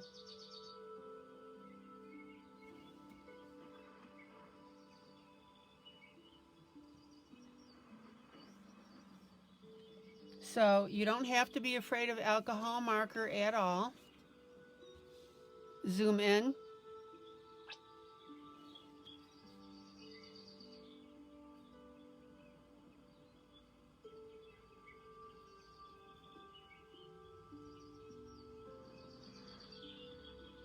But if you're new, I would suggest that you go with the water-based first, which are the Ohuhus, which is what I'm using. And get comfortable with the concept of markers in the first place.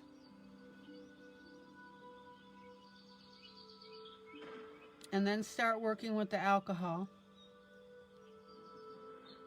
Okay, so let's see what we got here. We got that and that. Okay.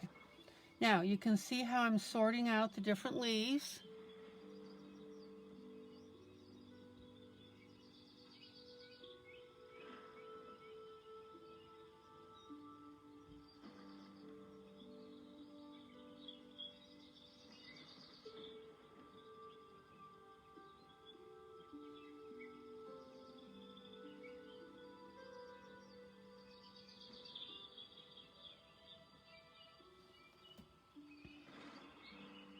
Well, you're welcome, Ronnie. There's absolutely nothing to be afraid of.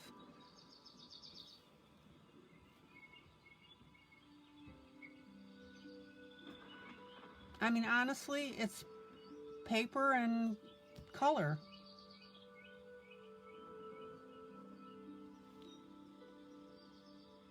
And if you don't try, how are you ever going to get into the medium that you're interested in? Zoom out. Zoom out. Okay, so you can see I've got my darker leaves at the bottom because they're different than the ones up top.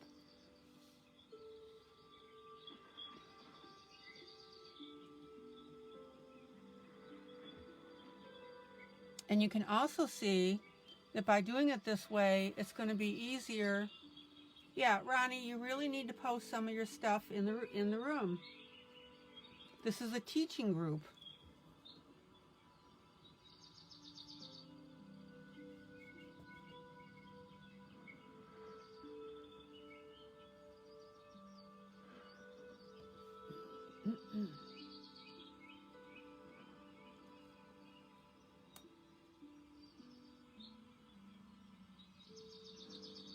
Okay.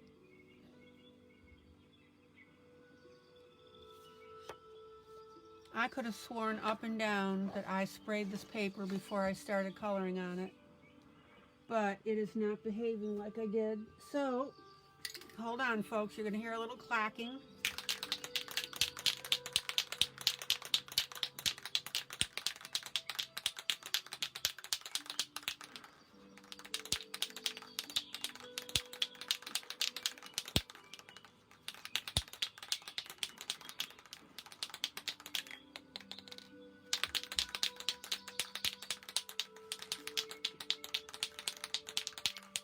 It's so sad that people allow their fears to stop their creativity.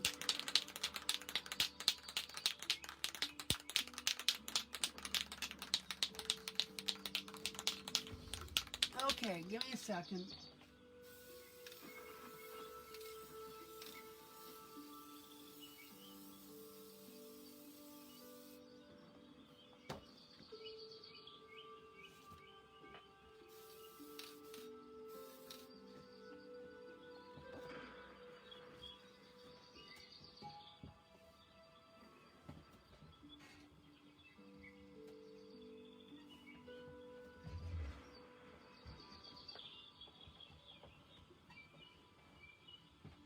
She's conked out on her little dog bed here.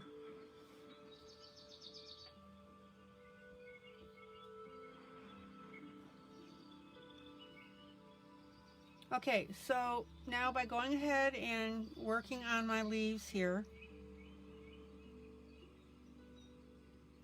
Again, that gives me much better ability to see what I'm doing.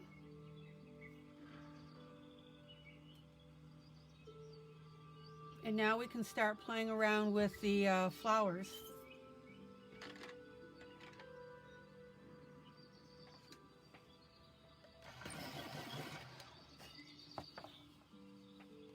Yeah, she had a hard day's sleep, exactly.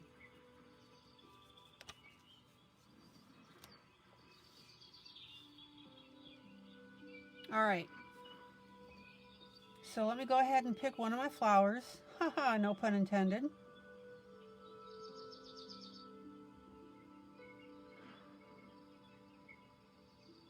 I happen to be using my Arteza Expert, and that's color 025.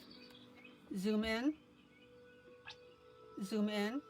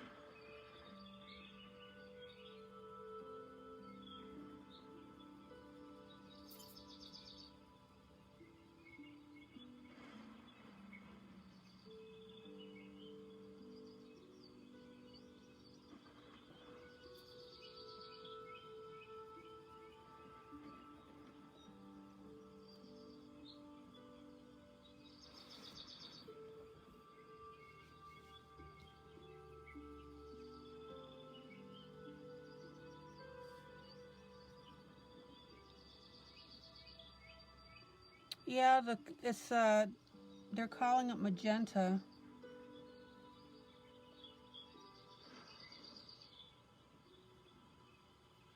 Okay, now Ronnie, zoom in. Zoom in. Okay, I am like super close. Do you see those little white spots? Zoom out. Zoom out.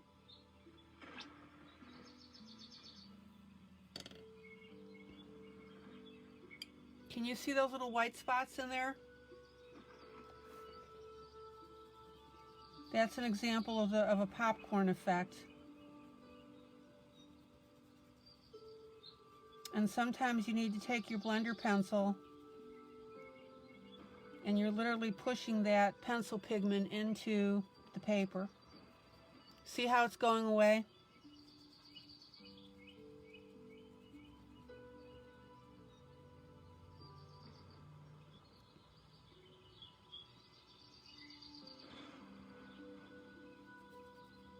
Whenever you lay down a color, you want a nice, smooth, full color.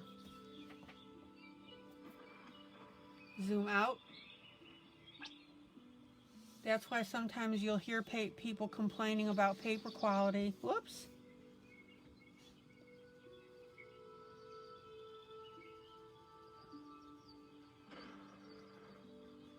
Because it doesn't take the pencil color very well.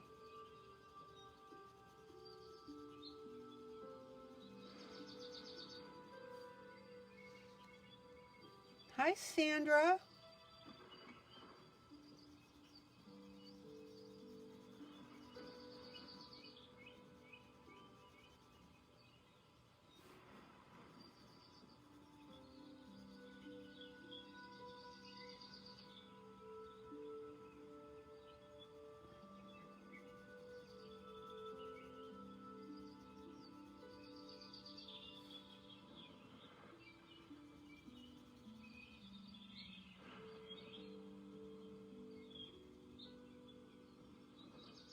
Now, Ronnie, sometimes you can't add color once you blend like that. Oh my gosh, no, that is absolutely not true.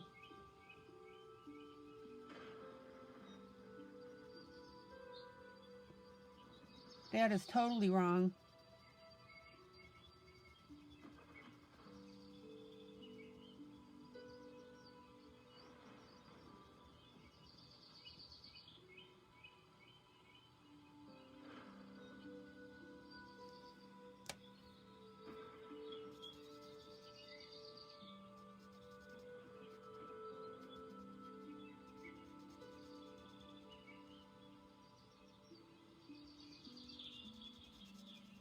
Okay, so I've got a nice deep red.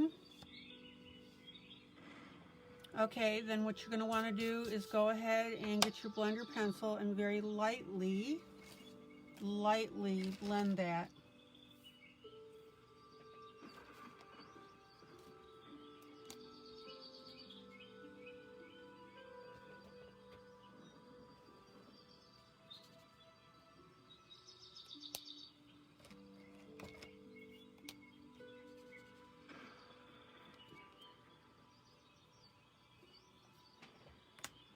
Okay, now here's where we were talking before about putting, well, marker over pencil.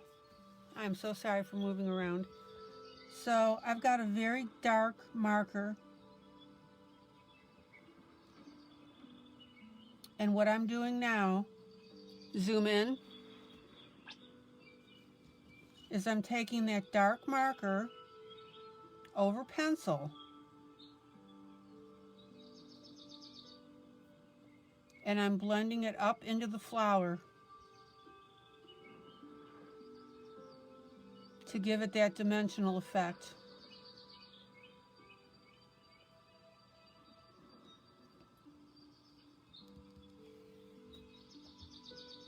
See how the base and over to the side look a little darker now?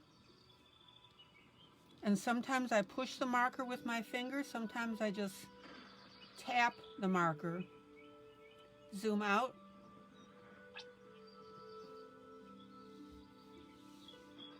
See the difference between the two? This is pencil only, this is pencil with marker, near the bottom, up the side a little bit.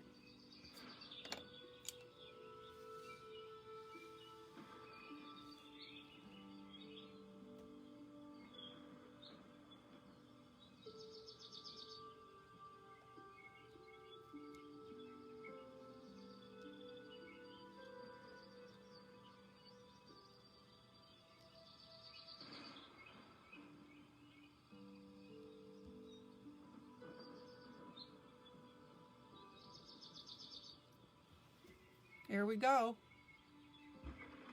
See how beautiful now? We've got, this is pencil only here, this is marker with it.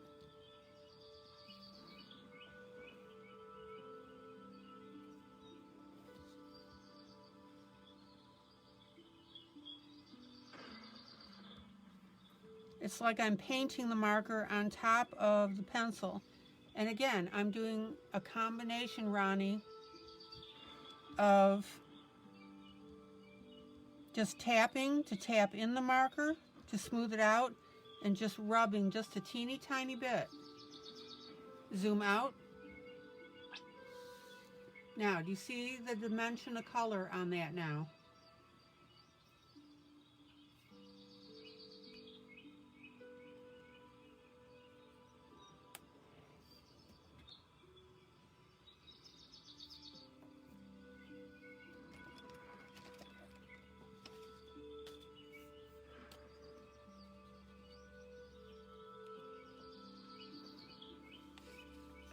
Zoom in. And now what I'm going to do is take a lighter pink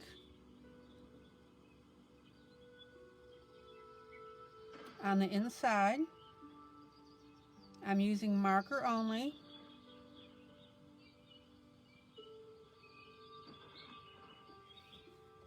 And notice how I'm coloring around the circles here. Now, if my marker makes little wet spots, which happens sometimes when I pick up the marker, I just tap it with my finger. I don't slide my finger at all. I literally just tap off that little bit of wet.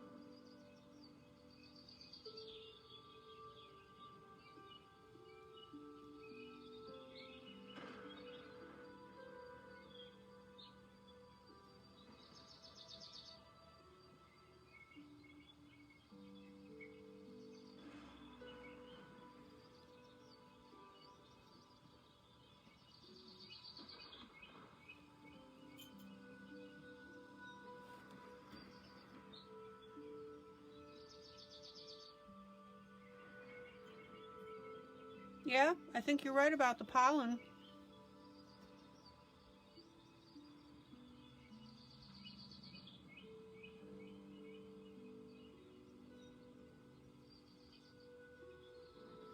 Okay.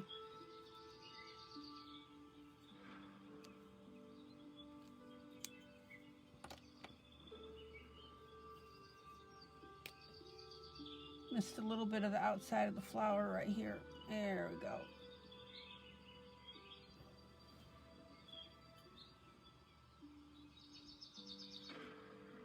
Now, but wait, there's more.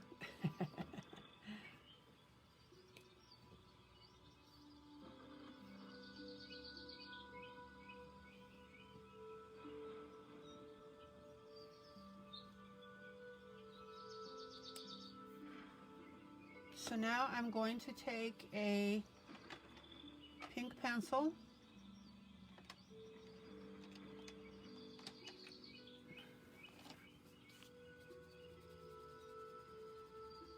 and this happens to be a Shuttle Art Pastel Pink 126, which is neither here nor there because I use different brands. And I'm going to sharpen. I need an extra sharp point. Zoom in.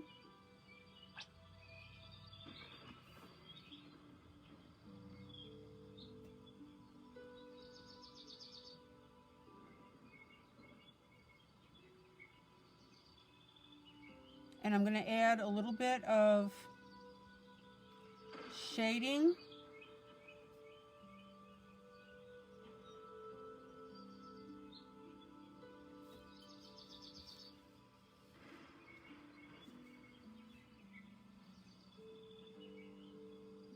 Between my little center pieces here.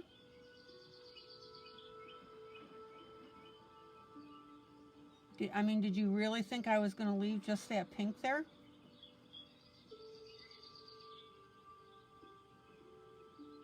And I'm going to blend it up towards the top. See how I'm adding little streaks there?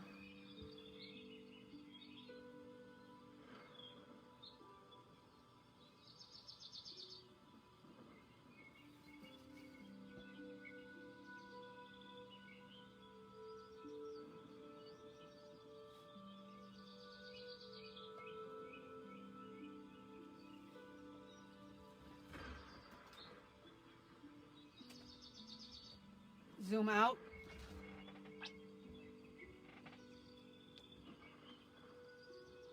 And then I'm going to soften those streaks by blending them out towards the sides. And blending out means getting lighter and lighter so that they just don't look like you put streaks in there. Harsh streaks. They should be soft.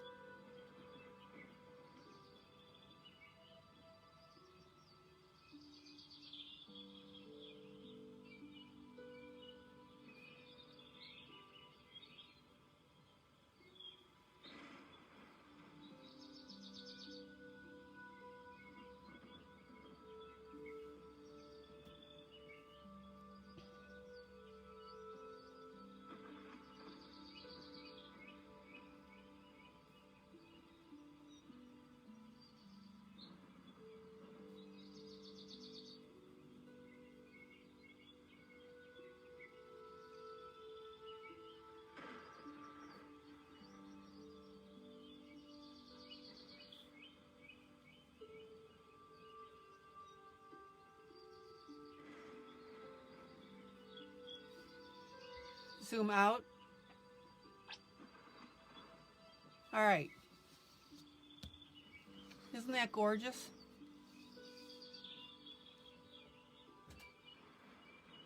Oh, that's nice, Lila. Cool.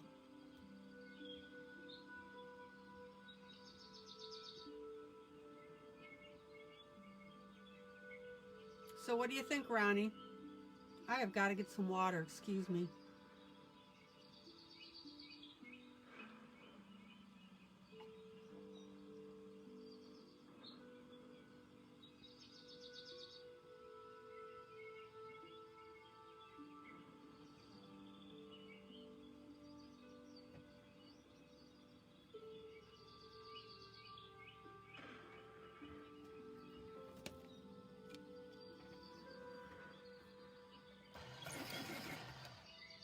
Okay.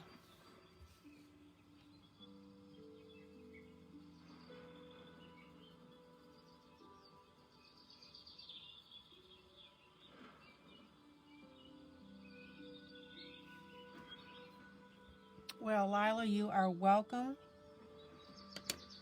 You know that warms the cockles of my heart when you guys show improvement.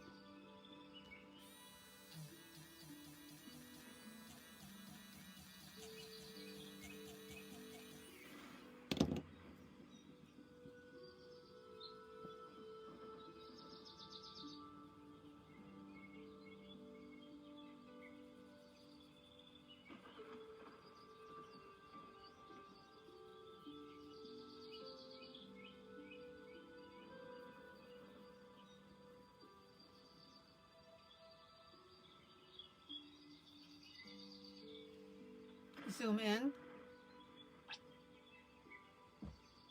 So I started out light.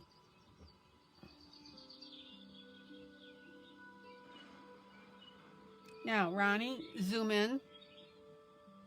Zoom in. You can really see the popcorn effect here. Let me get those white spots. But see all that little white in there? Zoom in.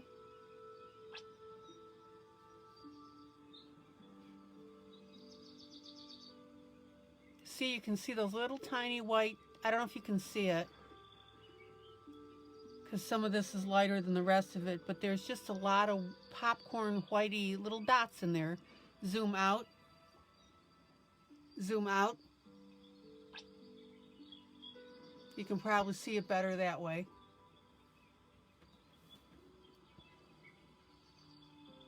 And that just means, now, Ronnie, I want you to watch something here. I'm going to show you this.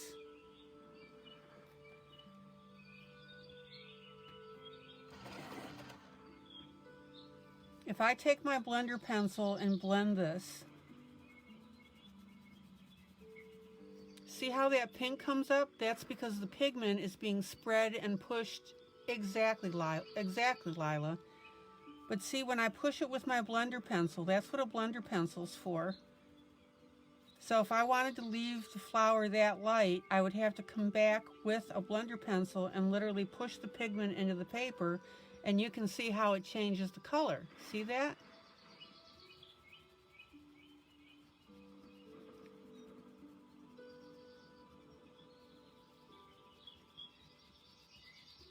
You see the difference? And actually, that's why sometimes when I tint paper, I keep telling you guys tint first, I will go through and I'll just go ahead and blend it in. I mean, look how drastically the color changes. And there are some pencils that when you color something, when you go to use your blender pencil on it, it drastically changes the color. Hi, Kissy. Come here, sweets. Hi. I'm sorry, my putty tat came up here. So I'll go ahead and I will blend the color in just to create that surface for myself. So after having found out that you have paper and or a pencil that are not playing well together, that's when you, come here, come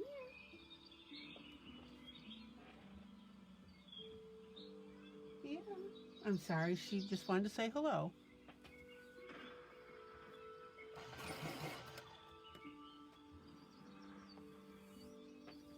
Kizzy. See, now she's going to run away from me.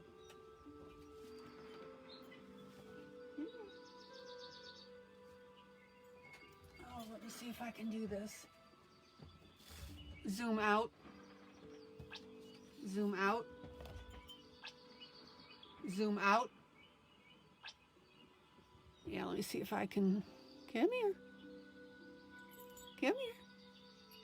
Oh, she's got little goops on her eyes. Come here. I just colored her fur pink. There you go. Yeah. Yeah. Here's my Gizzy Bell. Yeah. So she just got colored with a little of my color. Yeah. She's my old lady. She is really old. And she says, "Why are you putting me on my back?" Yeah. Goes, nah. Yeah, she's got gorgeous eyes. Hi, Dawn. He says, "I'm not doing that again." Thank you, guys. Gazelle is her name, like the animal gazelle. Zoom in. When I first got her as a kitten, I was living in an apartment. Let me finish this with Ronnie and then I'll tell you the story. So Ronnie, so now I'm going to go back over with this color of my pencil. I blended it, you know, the first layer into the paper.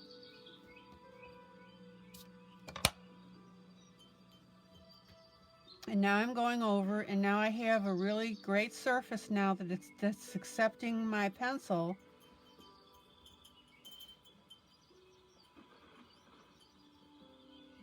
And it looks better.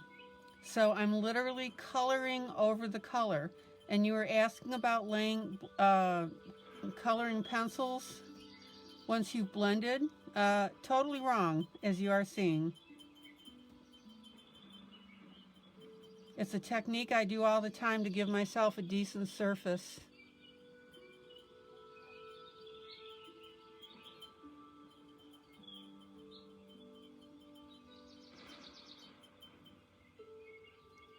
Does that make sense, Ronnie?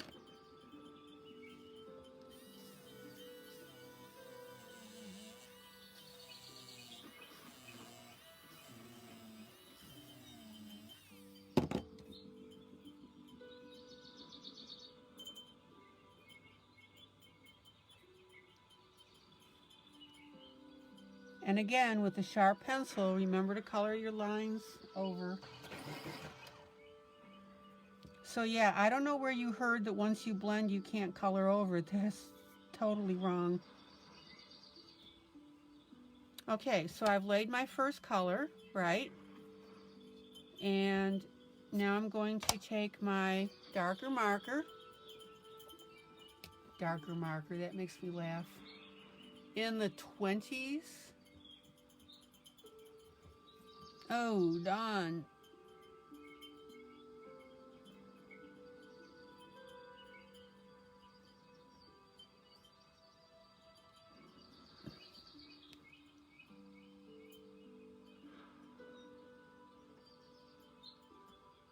Okay, so here's my marker now. And I start putting on my color with my marker, and I just press my finger to it to get rid of any blotches. And if you want, you can run some of that darker color up the side, which is what I like to do every once in a while.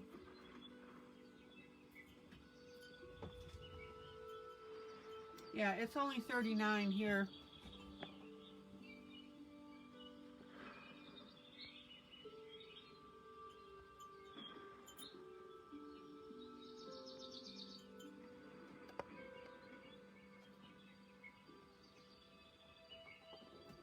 And Lila is correct that at some point in time, you're putting down so many pencil layers that the paper just can't take it anymore.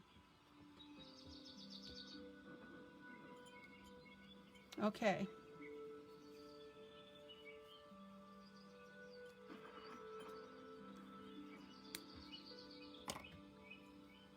Zoom in.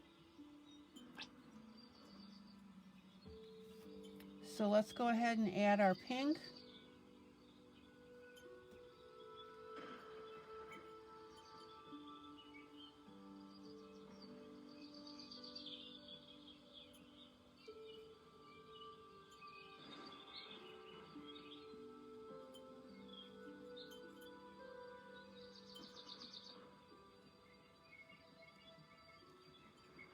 Oh, the streams are full. Ooh.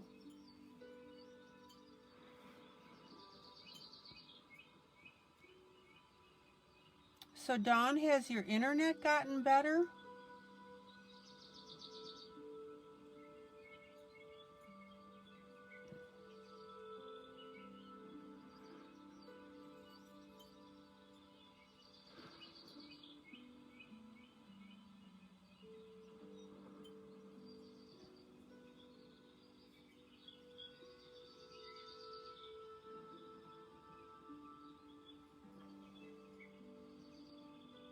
Okay, I was for some reason under the impression that you really couldn't connect well from the phone.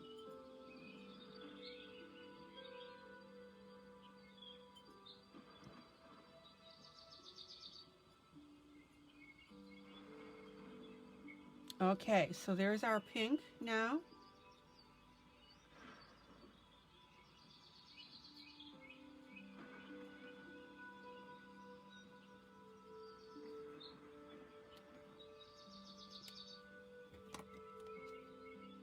And now I'm going to, oh, disconnecting is a good thing sometimes, of course. 37 degrees where Lila is. And then I'm going to go ahead and take my pink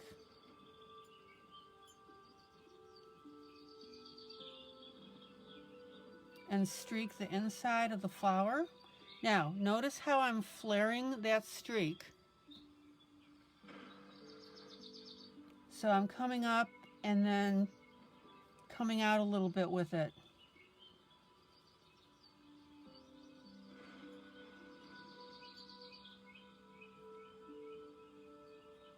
And sometimes I don't flare it. It just depends.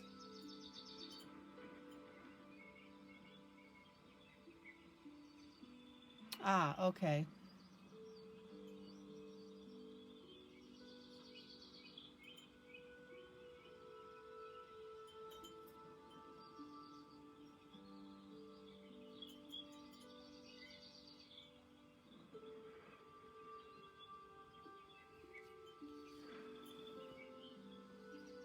All right.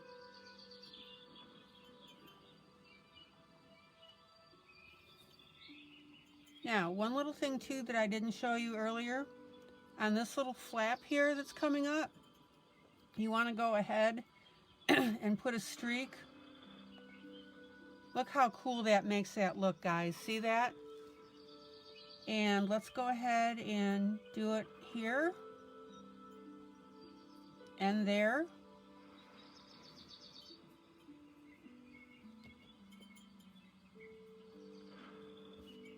Look how that detail makes the difference, guys.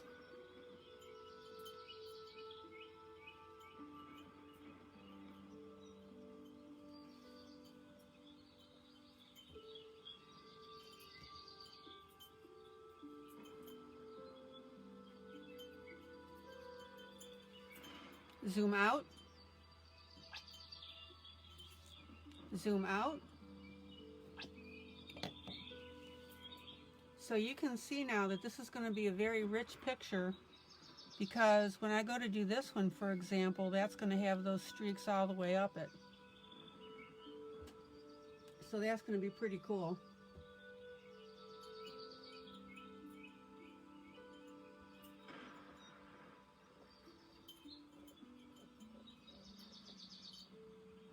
Good night, Dawn. Thanks so much for stopping by. Love you right back, sweetie. Hi, Becky.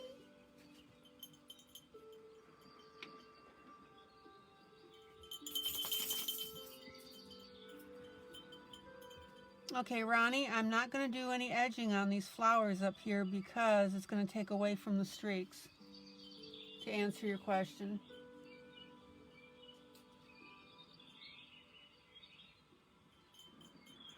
All right, zoom in.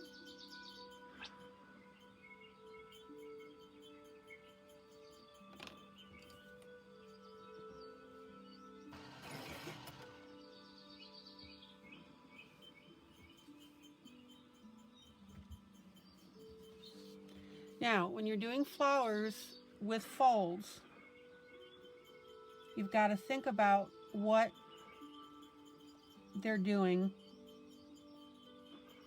at that fold. So, in other words, these top folds here are my lighter pinkish red, because remember, I only darkened near the bottom, right? Oh yeah, Buffalo had lake effect like you wouldn't believe.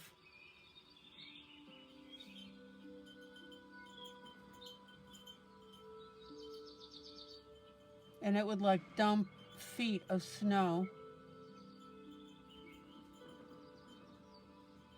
So here's my pink on the outside.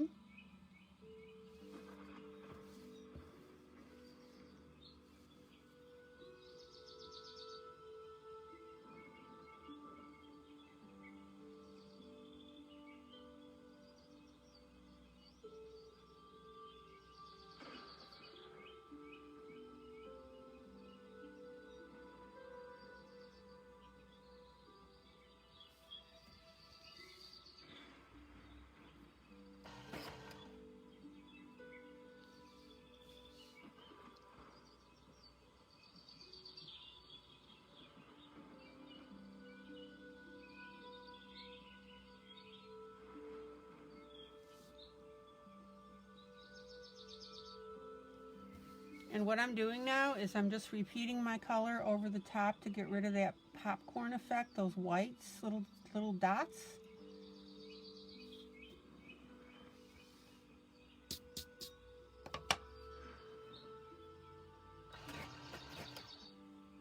Hi, Wanda. Zoom in.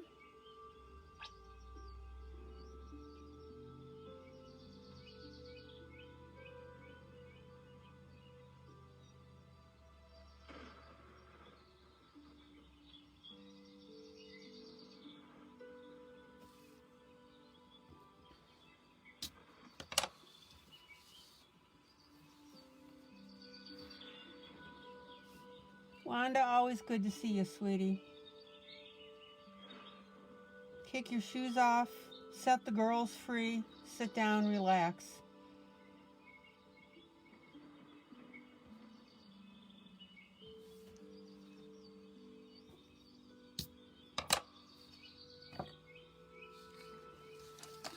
There we go. Good night, Ronnie.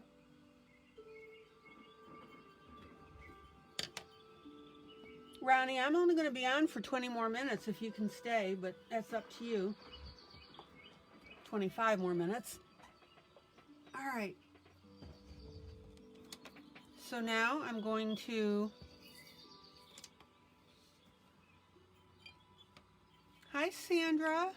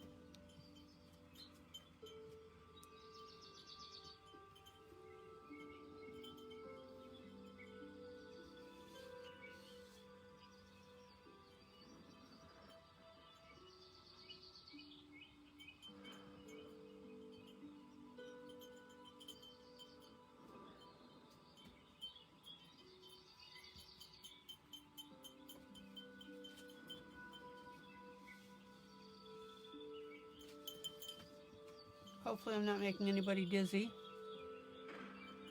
And there is Vicky, that's right.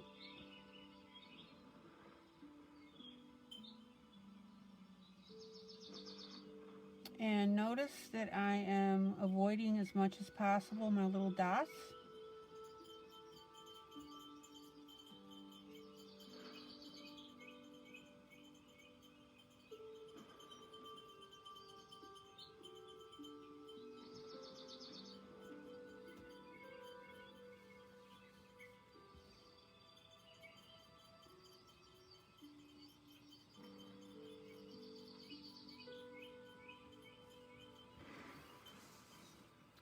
So guys, everything that you're doing, I want you to think about, oh, there's a little spot that I missed.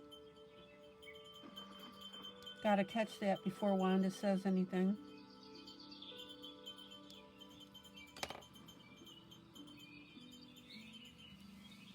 So everything that you do, I want you to think about, how can I make it better? How can I keep it from being flat looking?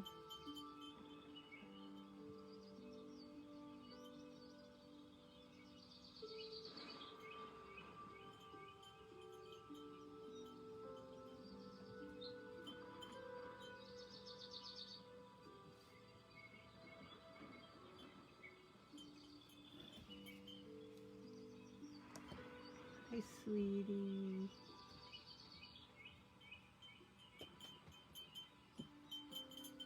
You good girl?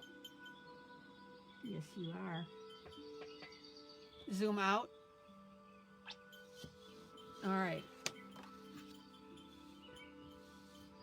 So there is our third flower.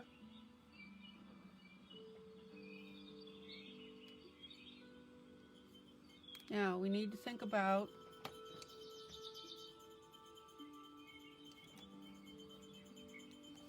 our streaks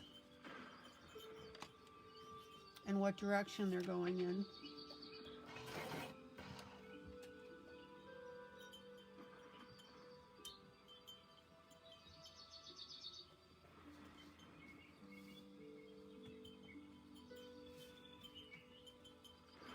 So let's go ahead and run that up. And I'm going to flare it a little bit at the top and blend it out.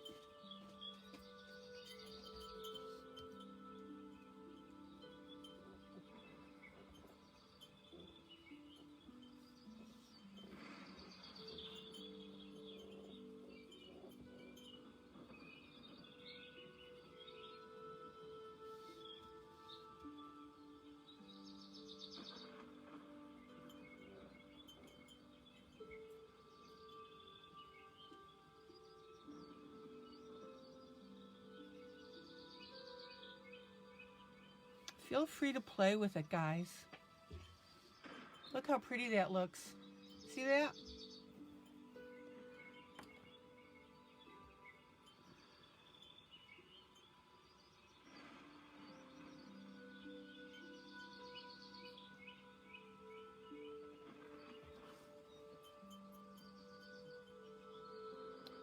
Now, if you want to show something bending, zoom in. Zoom in. You want to curve this. See that?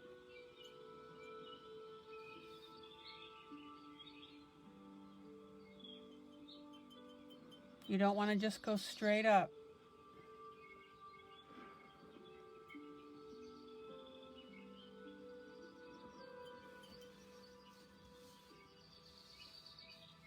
So I don't want you to get into a rut of saying, oh, I just have to, do straight lines up here. No, you want to follow the natural curve.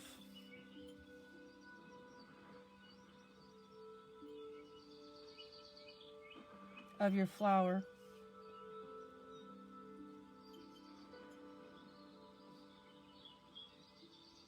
Hello, Holly.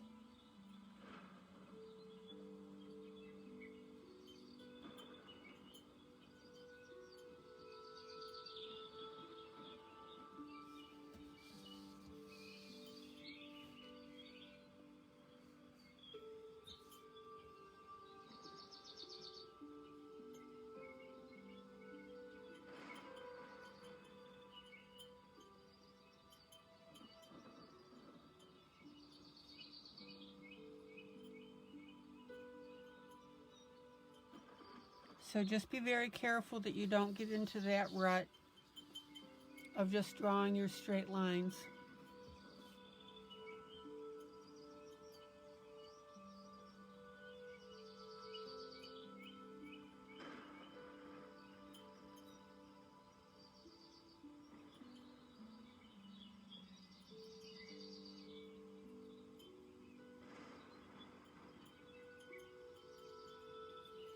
Zoom out.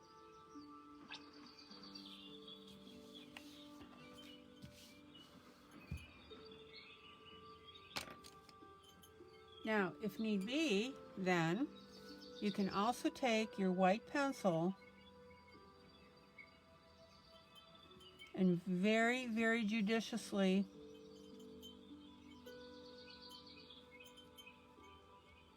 hit that pink a little bit and soften it up.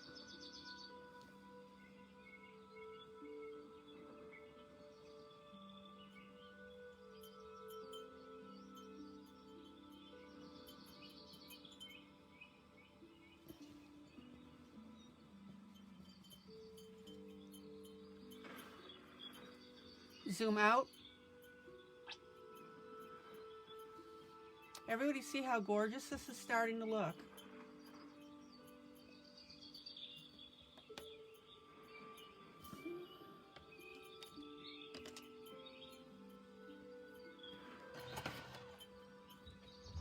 Questions, comments?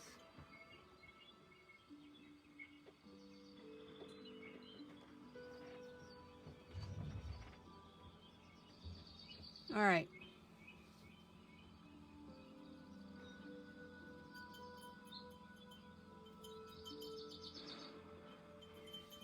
Zoom in. Zoom in.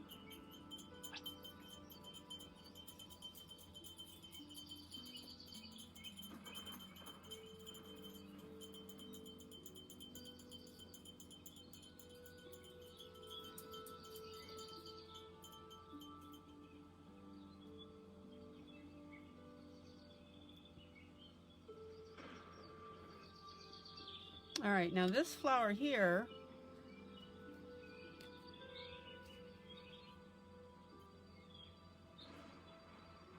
is just starting to open, so we've got that internal pink.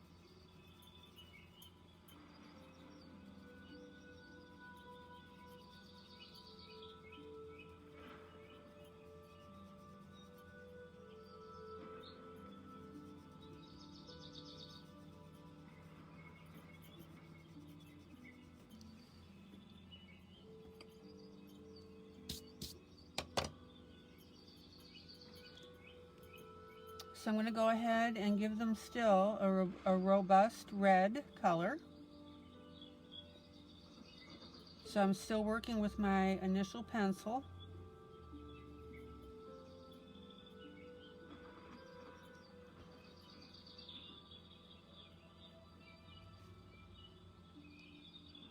Turning it as I go.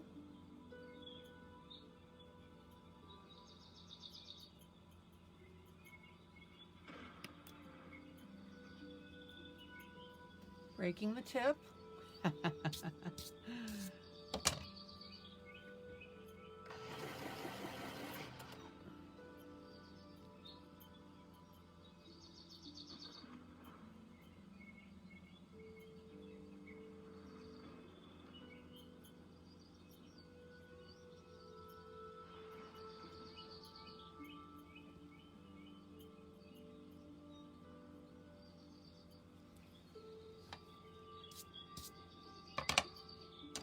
And then using my marker to darken in that bottom.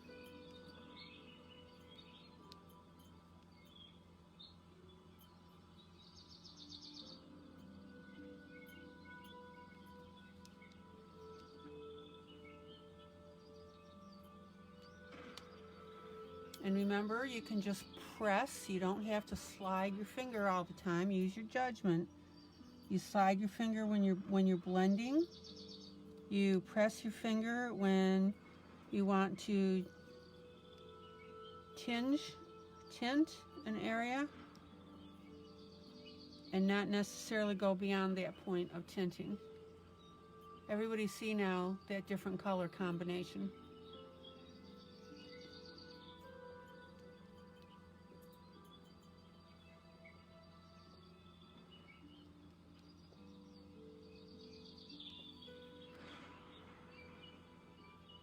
And you don't want to be too uniform, because that'll really not look good.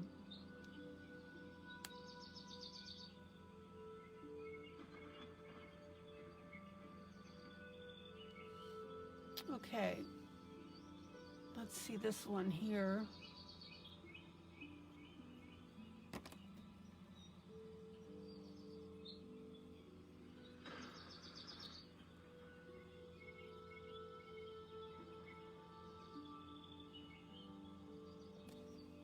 All right, this one I'm reading that this is the center.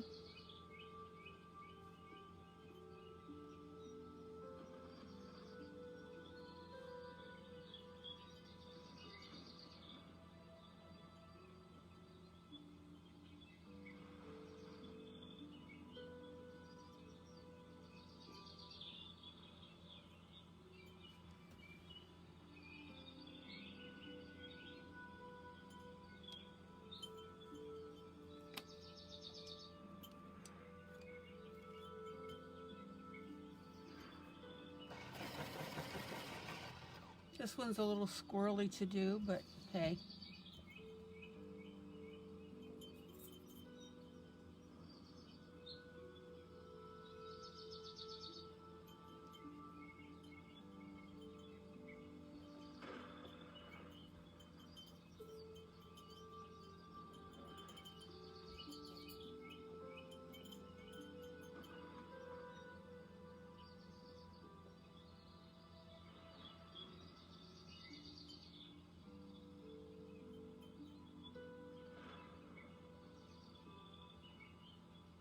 So we're good with the color there, no popcorn. And yes, I'm still going to take my marker and tint that base. Zoom in.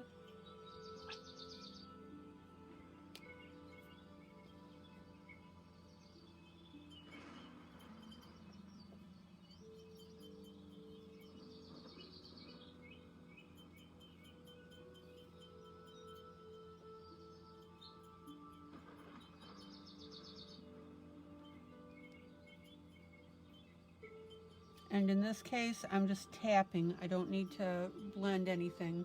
Zoom out. Zoom out.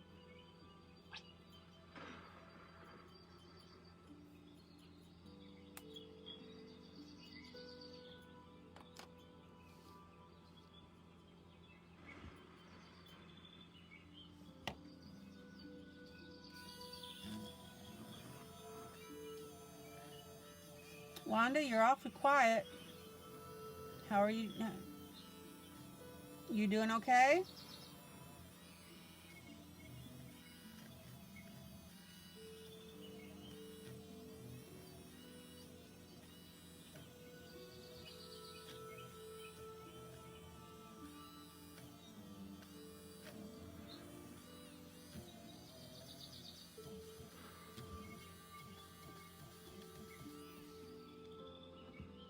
Okay. Let's take a look at this whole... Oh, she's on chat with you. Okay, that's fine. Zoom out. Zoom out. Just tired, busy day at work. Okay.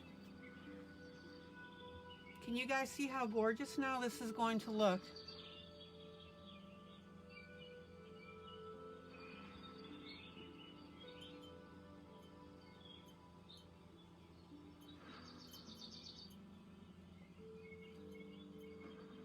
So basically,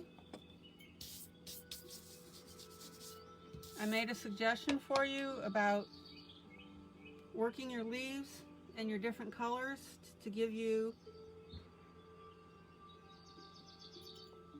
ideas of where things are going to go. We're okay here, Sharon. I think it's your computer.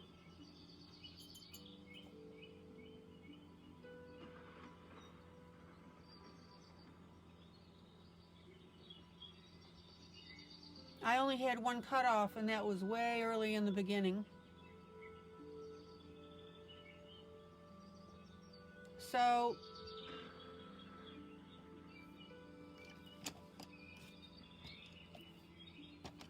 the last quick thing that I want to do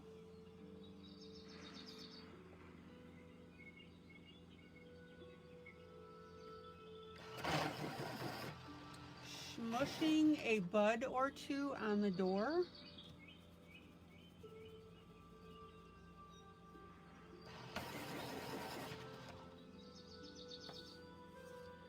Okay, so what I'm going to do now is I'm going to take a darker green pencil, zoom in,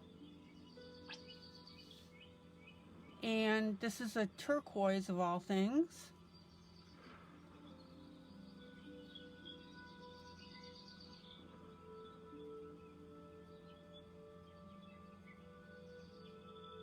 And I'm going to go ahead and drop a little bit of shading on this.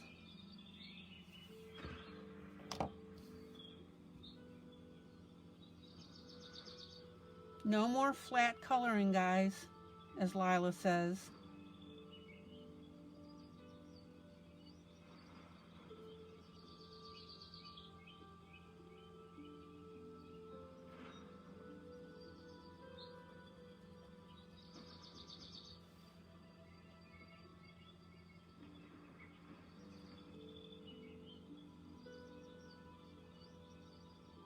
Lila is figuring out, or has figured out, that there's absolutely no need for flat coloring. My gosh, the message is getting through.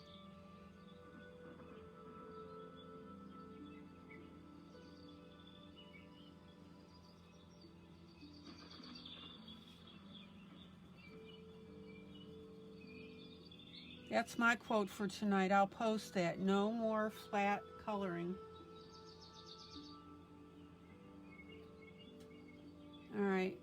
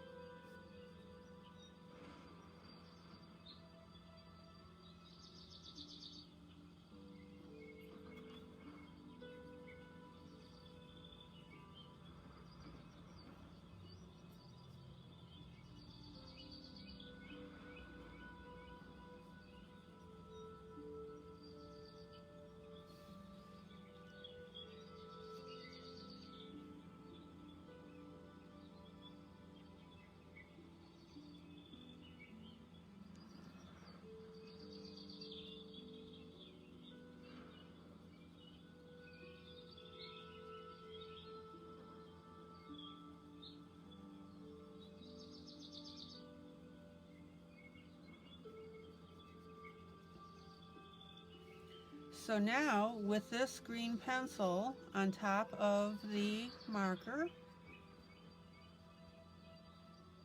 we laid a really nice base color. Notice that this green was darker than the green up top. And who knows, I may go with the darker green up top. We'll see.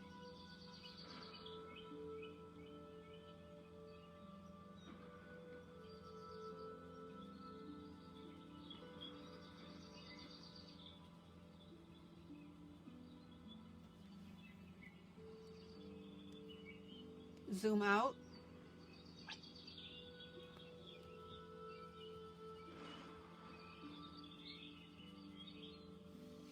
And the thing that I want you to pick up and understand, guys, this is so important, is that when you're coloring an area, like I was coloring these leaves, I don't want you to look at one leaf and go, oh, I need to do X, Y, Z to it. I want you to look at the whole picture and work your coloring in, not just coloring one, but coloring the whole thing.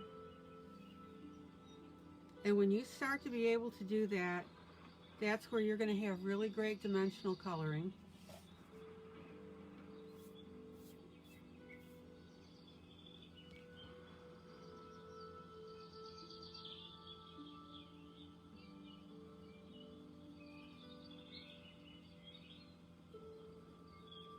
You can go back and tweak the one-eyed coloring pirate.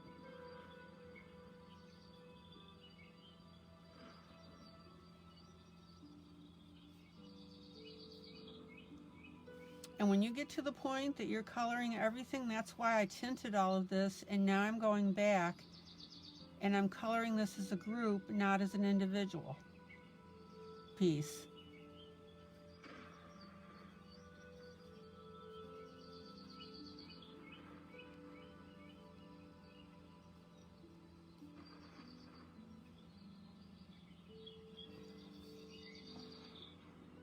Does that make sense?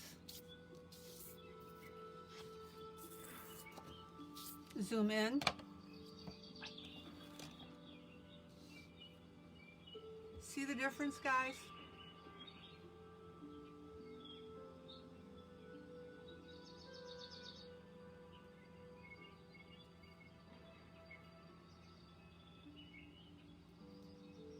Maybe I should put it this way, is start to color it as though you were painting it.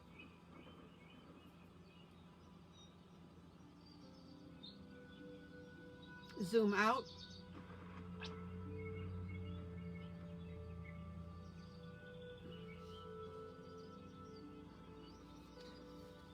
All right.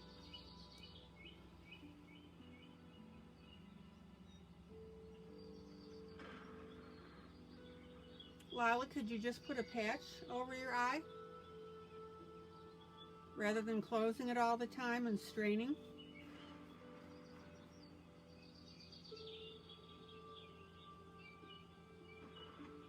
Anybody have any questions or comments about what I'm showing you here?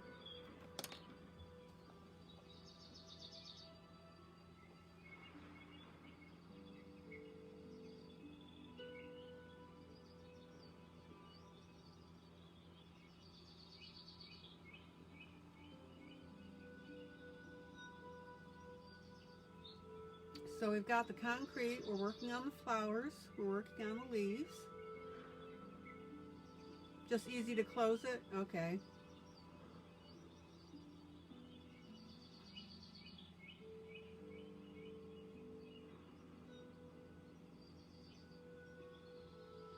Well, thank you for telling me that it looks beautiful, but the main thing is I want to make sure you guys are learning stuff off of this. Started with the metallic door and the acrylics. Stenciled on a little door, extra door stuff, which Lila didn't like.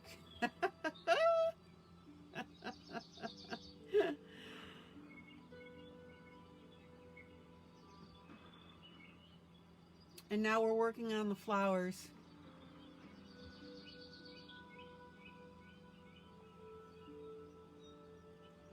So I think we're in pretty good shape. Love you guys. I'm going to call it an evening. I will see you tomorrow night at 10 o'clock. And then, of course, I was working with this earlier. I am picking on Lila, that's right. This is Pick on Lila Day. Zoom out.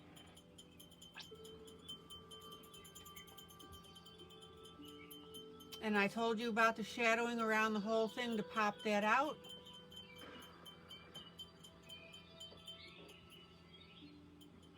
I'll love you right back, Lila.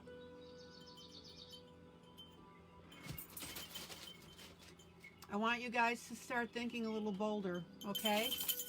If the piece calls for it, don't be afraid to go bolder. All right, guys. Love you all to pieces.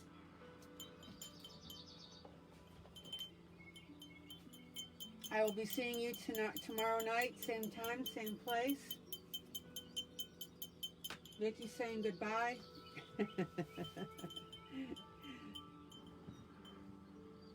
All right, Wanda, I'll pick on you.